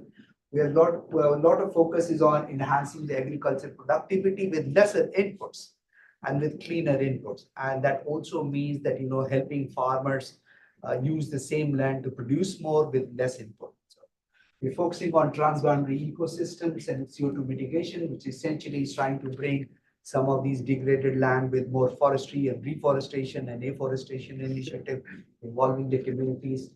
Increasing the resilience of border rural communities so that we can reduce their reliance on extracting or reliance on the natural resources, and grow back greener, which are also talking about training and educating through an education program with the younger communities on bringing in better sustainable land management practices and focus on tourism demand. Next slide, please. So this is no surprise. Everyone probably knows about it. We are also involved in it, but then there are multiple partners involved in the Rogun Dam. It's been under discussion for a long time, but also I think we are proposing about $400 million of direct financing on some of the elements. But before that, we have been engaged for the last 10 years on technical assistance, advising them on several areas in terms of understanding how is the water going to be impacted because of the glacial melt? Is there going to be flow or more sediments coming into those? Is there going to be sustainability, or is there going to be impact on downstream cotton growers? Or what is going to be the demand side? Who's going to use this energy? If South Asia is going to be, and we have also been investing into what we call as a CASA 1000, which is 1,000 kilometers of transmission line taking power. But then the power load in South Asia has got its own political conflict between India, Pakistan, Bangladesh, or Afghanistan. So can we match the load centers with the supply without having impact on the farming communities that have traditionally relied on cotton growing? So lots of studies been done. Some of them are publicly available. We're happy to share with you. but I think we are proceeding ahead, going fully well. It's a very high risk, politically risky, politically sensitive engagement, but we are moving ahead with this. Next slide, please. We're also doing, this is like 64 billion in total financing. We, on the Aral Sea Basin, we are focusing on the information portal. We have benefited more than 15,000 people. It was a small pilot project where we demonstrated that how leveling of the land and how sort of addressing some of the concerns related to productive practices, agriculture practice, can really enhance the productivity in farmers' income. And that's like really resilient climate resilient practices.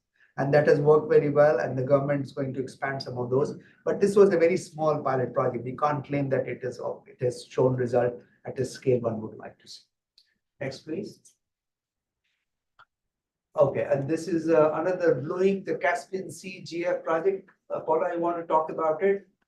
So we received a lot of this requests from the governments of the countries around the Caspian Sea about issues related to lowering of the water level of the Caspian Sea due to climate change and with a lot of pollution coming from the rivers.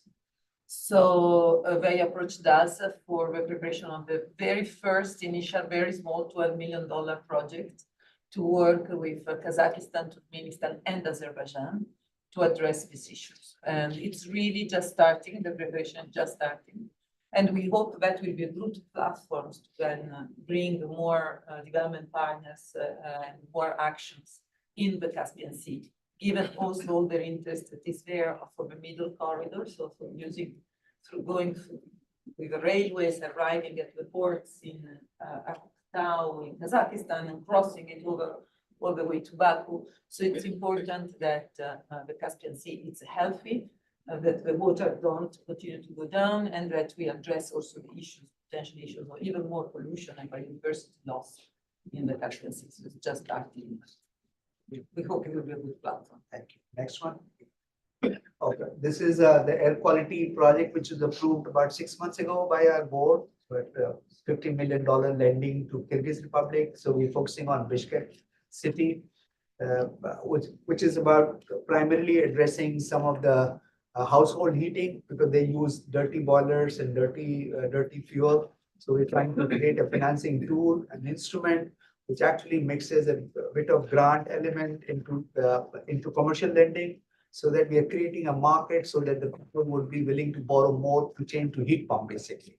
So which is a modern technology and that will have impact mostly on the indoor air pollution, but also would gradually start to impact the ambient air quality.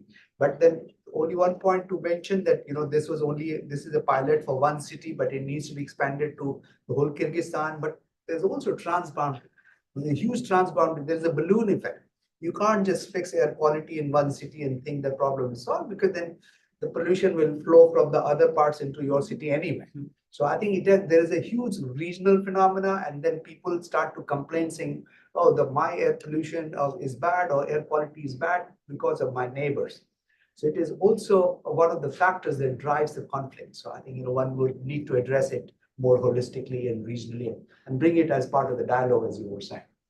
Next, please.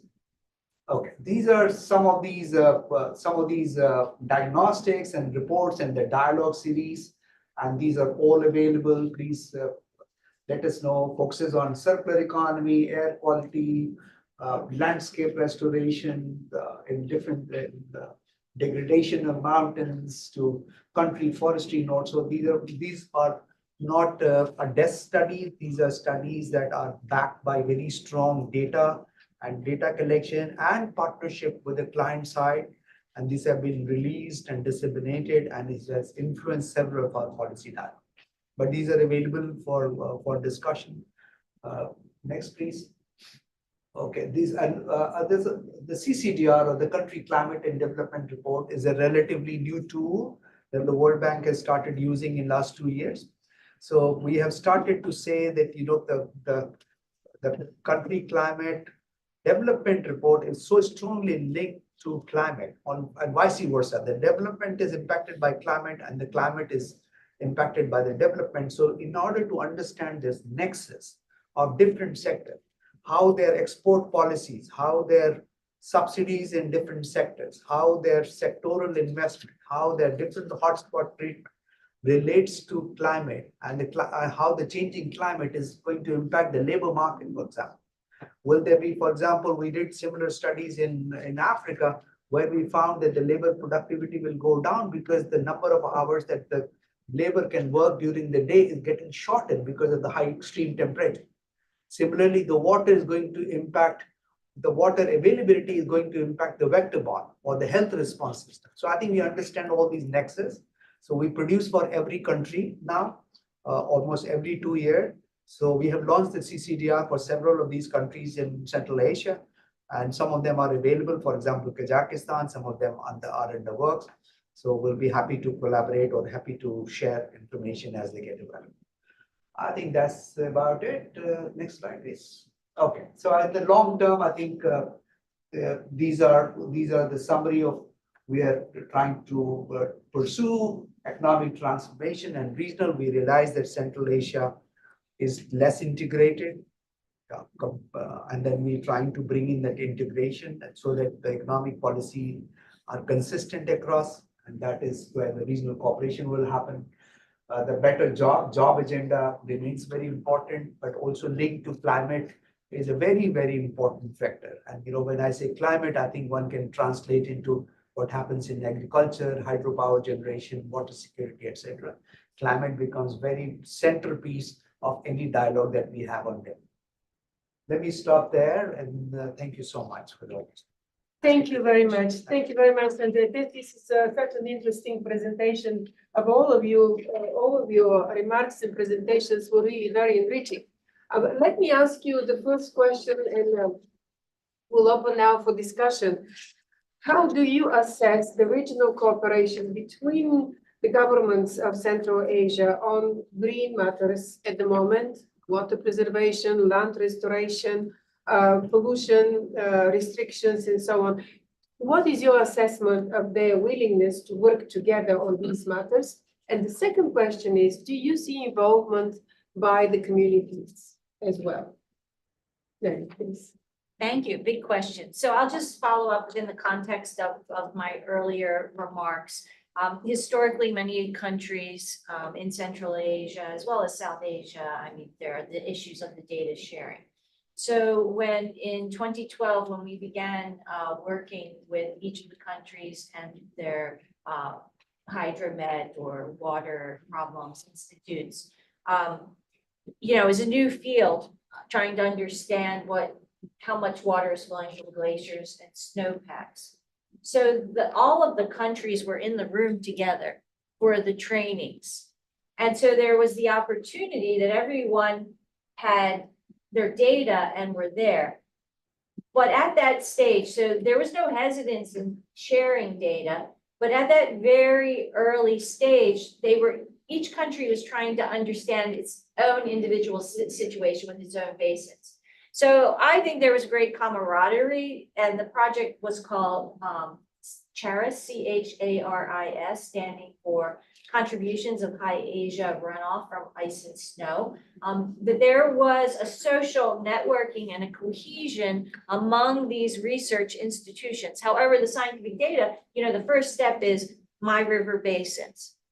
And so I think, despite the fact that even in the morning, my previous remarks were highlighting the data and the development problem and the challenge, I think what's yet unwritten that I've had in the back of my head is the social capital that was built at that time. So I think we're at that stage where, among researchers, unless they get directions, I am not feeling the sort of negative, sort of pushback on the sharing. So I think there's lots to grow there. And then also on the water resource management side, I think there's a tremendous tool and opportunity through the Global Snow Leopard and Ecosystem Protection Program, because it is intergovernmental. And all of the countries are coming to the table together when the acronym is GSLEP, the GSLEP. When the GSLEP started, there was a Bishkek Declaration. And every subsequent ministerial or even summit meeting It's, there's usually one or two or three presidents, some are prime ministers, not the whole summit. There's a declaration. And I think that is an important tool for transboundary water security and water management. So I think it'll be important. Thank you. Thank you. Do you notice the same, Sanjay, and of course,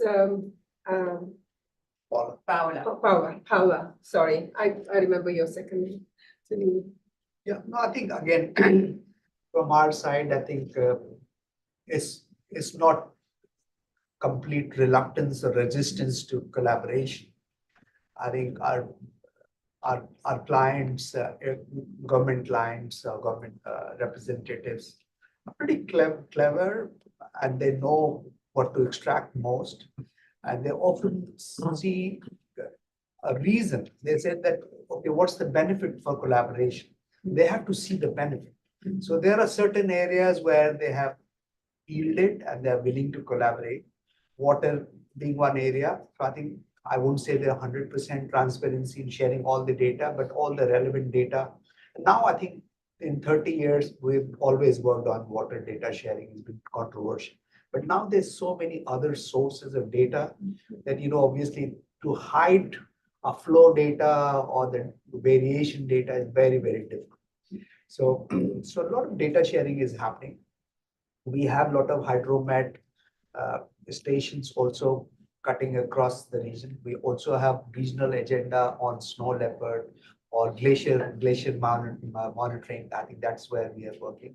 But there are certain areas where I think it was very difficult for them to sort of put money equally. Paula may want to come in on the whole technical assistance and capacity building. Yeah, so basically, if I look at some of the examples that Sanjay shared, and particularly the regional resilient landscape program, certainly in the last few years, there have been a lot of more collaboration than before. But it's sometimes one country with another country, and not all the 5 countries together. Maybe it's on a specific topic, because that's where really feel the need to work on, this, as I was telling you, the fire fighting protocol, because it's in the interest of both, so they can do a memorandum of understanding on that specific topic. It's more difficult to have a more comprehensive work. There is a lack, as you all know, of regional organizations. We are working always with CAREC, the Central Asia Environment Center, which is a very good one, but it has its limitation. It doesn't have the status of an international organization. So the World Bank, for example, was not able to provide to them a grant as a regional organization. They work together with IFAS. And IFA has its own challenges because they change every year. They change their headquarters, etc. Some countries don't like IFAS. So we are trying to build regional organizations through this national program, which is difficult because they see the national program is something national. Say, why should we subsidize the regional entity? So there are challenges, but I can certainly see much more willingness to work together than before. And it has been a few years since the president of Central Asia got together, and in terms of where we work, there are some partnerships like the UN Partnership for Ecosystem Restoration that is working there, that has been subscribed by all the countries. So all these things is helping in the right direction. More work to be done. Thank you. Please, here, the first question. Thank you very much for the presentation. My name is Sanat Abdullah. I'm from Astana, Institute for Strategic Studies. My question is related to the topic of our session, Central Asia becoming part of the solution. And how about elephant in the room, Afghanistan? Because Afghanistan is a significant part of the water issues in the region. The significant part of the tributary of the flow of Amudari River from Afghan side of Afghanistan. How about this country? Because I think it seems to me we should engage Afghanistan in our regional dialogue, inter-regional dialogue, international level also, I think, because without Afghanistan, I don't know, can we successfully resolve many issues in water level? You're absolutely right. Afghanistan and Pakistan also have very serious problems with rising temperatures and climate change. The Middle East and Central Asia, including Afghanistan and Pakistan, are probably #1 in the world that need urgent action on climate change. And water scarcity is part of the problem.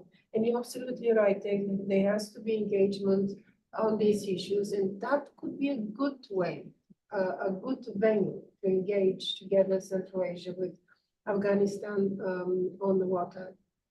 And I agree with you. In the foreseeable future, we will faced with new challenges from Afghan side. You know about the Koshtipa channel and the plans of Afghan side to the withdraw water from the Amur River. Few Afghan policymakers, Taliban's government said that the 30% of the Amur Darya river flow shaping in the Afghan side. It's very huge numbers. Yeah. I'll just add really quickly that you said you used the key word. The problem is not Afghanistan, it's the Taliban. Is that governments don't want to engage with the Taliban. If we were talking about before the fall of the previous government, that would be a different question. Obviously, we know about the tensions between Tajikistan and the Taliban, and I'm not saying tension between Tajikistan and Afghanistan, tension between the Taliban and Tajikistan. So I'm seeing a kind of cooperation there. There are of course concerns about where the Taliban, maybe ISIS or some of these splinter groups that have found a temporary base or home in Afghanistan can use that as a launching pad to sometimes have to maybe enter neighboring countries like Turkmenistan and Uzbekistan. There have been some incidents along the border. So are these countries, are the governments of Uzbekistan, of Turkmenistan willing to really engage with the Taliban, or are they just going to try to kind of block them out? I think just it's easy for us to discuss the Taliban in such an abstract manner because again we're not the neighbor. The US is not a neighbor of Afghanistan. So there's going to have to be reluctant cooperation, reluctant dialogue, and just because there's no other way between especially Turkmenistan and Uzbekistan with the Taliban. Dialogue between Tajikistan and the Taliban, I don't see that happening at least anytime soon.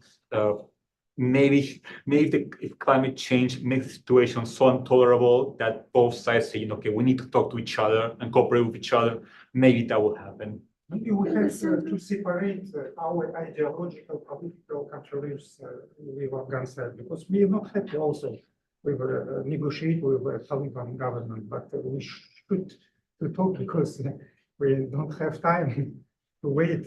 I think Central Asian countries have better rapport and better interaction with the Taliban government than anybody else. Yeah. I mean, that's exactly right.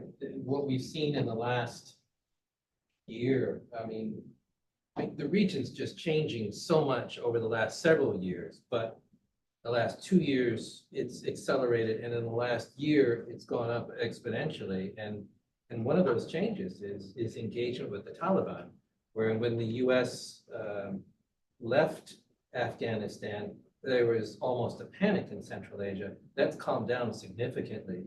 And we're actually seeing engages at the diplomatic level, which again, not giving recognition, but at the same time recognizing that there needs to be engagement.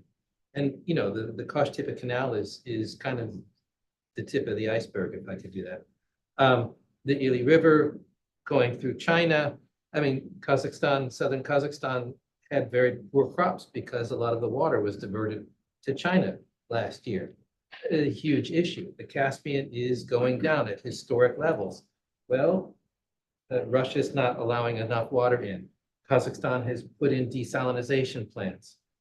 Iran has put in desalination plants. The Turkmen have put in, sorry, I was going around, I missed that one. The Turkmen have, and the Azeris all have, because everybody is in experiencing these massive droughts. And the water is just deep, the water going into the region is declining. And that is a significant challenge to the ability for countries to employ people to actually have living standards accommodating regions that will support people. You know, Turkey last year had a 50% rise in the cost of goods because their crops failed because of the massive drought. Pakistan mentioned had an 80% decline in fresh water available in the country over the last 20 years. Huge declines. China is similar. And this whole region is suffering. And so one of the things I think that's fascinating is the 5 Central Asian countries wouldn't even begin to discuss water. I would say 7, 8 years ago, we had President Rahman sort of leading the charge at the UN, but there really wasn't much engagement from everyone else. They would sort of go individually, but they wouldn't talk together. We've seen that change significantly now, where the 5 countries are actually talking about it. I think COP coming up in Baku becomes a major opportunity, a lightning rod for all of these countries. I hope to actually do a Caspian area discussion that hopefully will lead to maybe a more mature discussion about what to do about water. Thank you. Please ask your questions. We have a few more minutes to the end of this panel, and I'm sure there is interest in those very burning issues. And I'm really hopeful that a lot of people learned a lot from this discussion today about the problems of Central Asia's environmental problems and the effort to address them, to solve them to the extent that's possible. But there is one really burning question. Is this enough? Is it enough to stop the waste of, the evaporation of water, the melting of glaciers? Is it enough to reduce the temperatures that are rising? What is going to be enough? Well, my answer will be no, it's not enough. If you ask the people who are living in the coastal communities, the Caspian, of the Aral Sea, of the Lake Balkhash, of all these rivers, the ones who are the people who suffered the drought in 2021 that hit Central Asia, the people in Almaty, Tashkent, Bishkek, who suffer from air pollution as was mentioned before, every year, especially during the winter months, the people who suffer from decade of hail in Turkmenistan, which hasn't been closed after like 3-4 decades, they're going to say, no, it's not enough. Whether it's been done by local governments, the United States, the World Bank, IMF, the European Union, United Nations Development Program, every other organization, no, it's not enough. Maybe there have been some successes, but I don't think that the people there will say like our situation has improved that much as compared to 10 years ago. At least that's what I get from talking to people in the region, from seeing the photos, from reading the reports. We're simply not doing enough. Sanjay, what would be enough? I think, again, it requires change of strategy and change of our approach. Clearly, the climate change or the impact of climate change, everyone thinks it's government's responsibility to respond to it. And the government, I think there has to be recognition that it is change is needed at all levels. And in order to address, no government, however rich, will be able to bring in enough resources or enough intervention. Even we as an institution, we are very clear that we cannot solve this problem all by ourselves. So 3 things are needed primarily from our side. One is partnership, I guess. So private sector need to play a role, USAID, other bilaterals, other partners, everyone need to be part of the same narrative. I think sometimes we tend to replicate each other. So I think that partnership. Second is on the knowledge sharing. If there is better sharing of the knowledge, there will be huge efficiency in terms of working towards a common plan. Because sometimes, as the gentleman indicated, Afghanistan's plan is very different from what Kazakhstan's plan is. So can there be better collaboration and cooperation? And that is where I think, US government can play a very critical role. We as an institution try to do more on the development side, but I think a better role on the knowledge sharing. Third is like bringing in private sector. End of the day, I think the solutions will become only at a scale, when you say will become enough or noticeable in terms of change, only if it becomes commercially viable. For private sector to bring in money, whether it is an agriculture sector or urban sector or water sector or energy sector, the policies have to be right. So the governments have to recognize that they can set the policy environment right so that the private sector can bring in money and that the climate becomes main developmental agenda rather than just an add-on agenda. Looks like everyone does their things in a normal traditional way, and thinks of climate related intervention is 10%. No, the climate intervention has to become 10%, and everything else can become 10%. So that's how.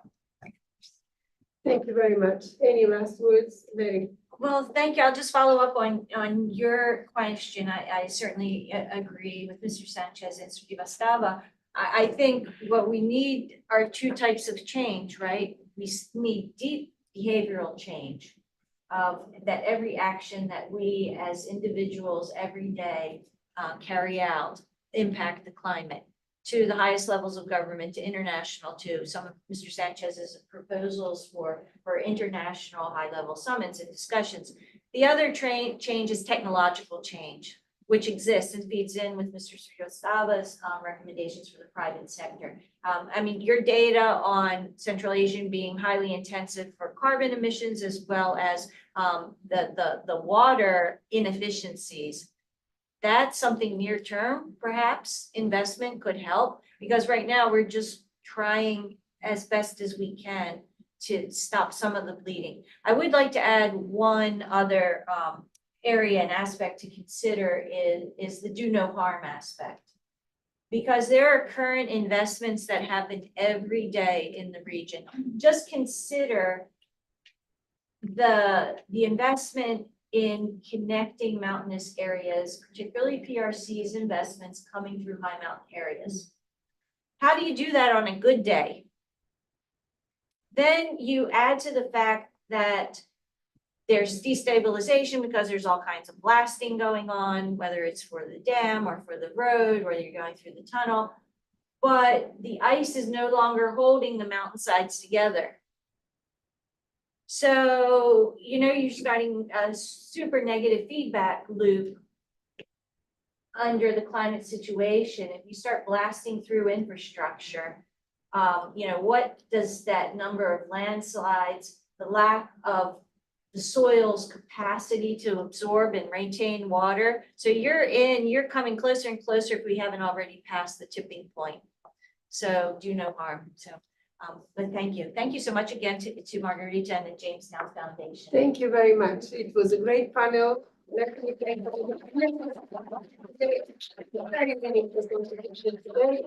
me invite Peter Matis to come and close our forum today.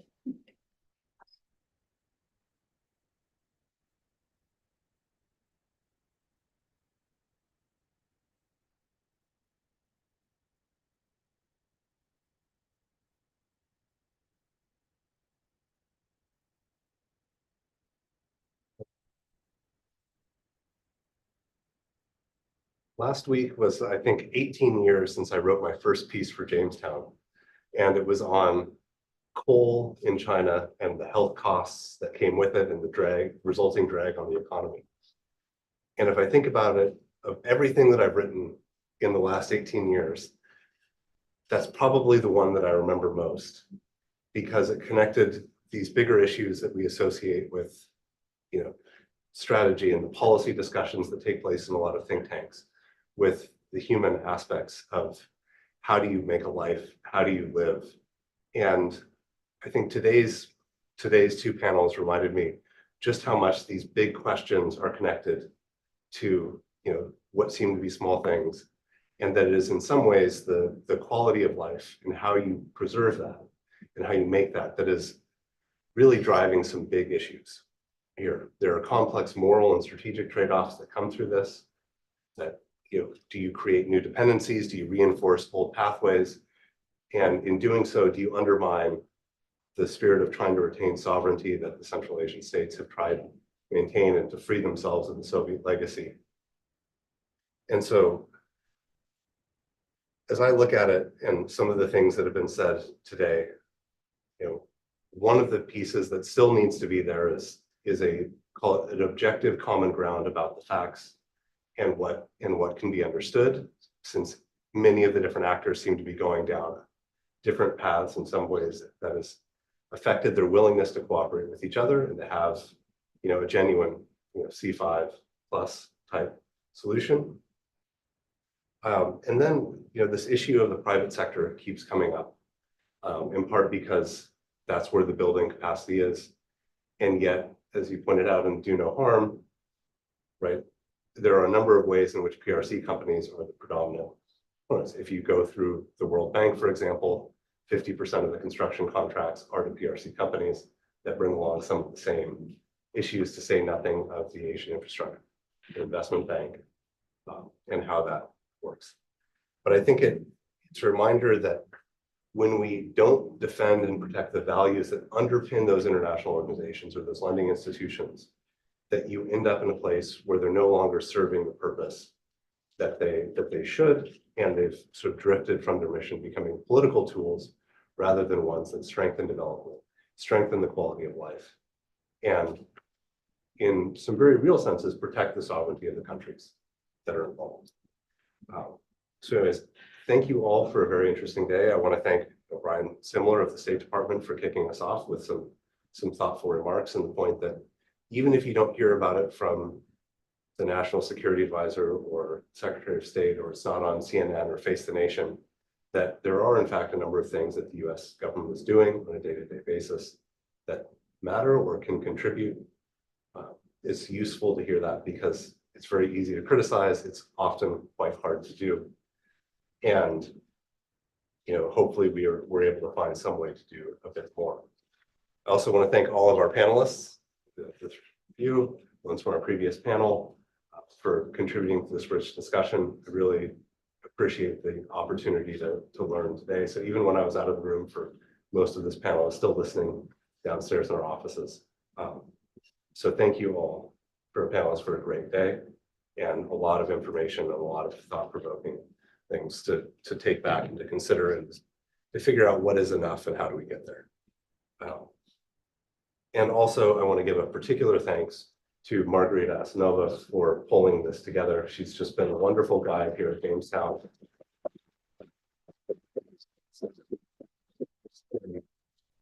Those of you who know her are not going to be surprised that she gets a little uncomfortable being thanked this way, but it is, she is truly an exceptional person in the way that she shapes panels, brings people together, and helps execute. So a great deal of the smoothness of events, that thanks goes to Margarita. And I would be remiss if I did not thank Josh Haney for his work in, again, making sure that the mechanics of the conference have come together, that things work, and whatever sort of little hiccups can be there are smoothed over and addressed. Lastly, thank you all of you for attending and spending this day with us. Really appreciate it, and hope to see you at future Jamestown events. So thank you very much. Thank you.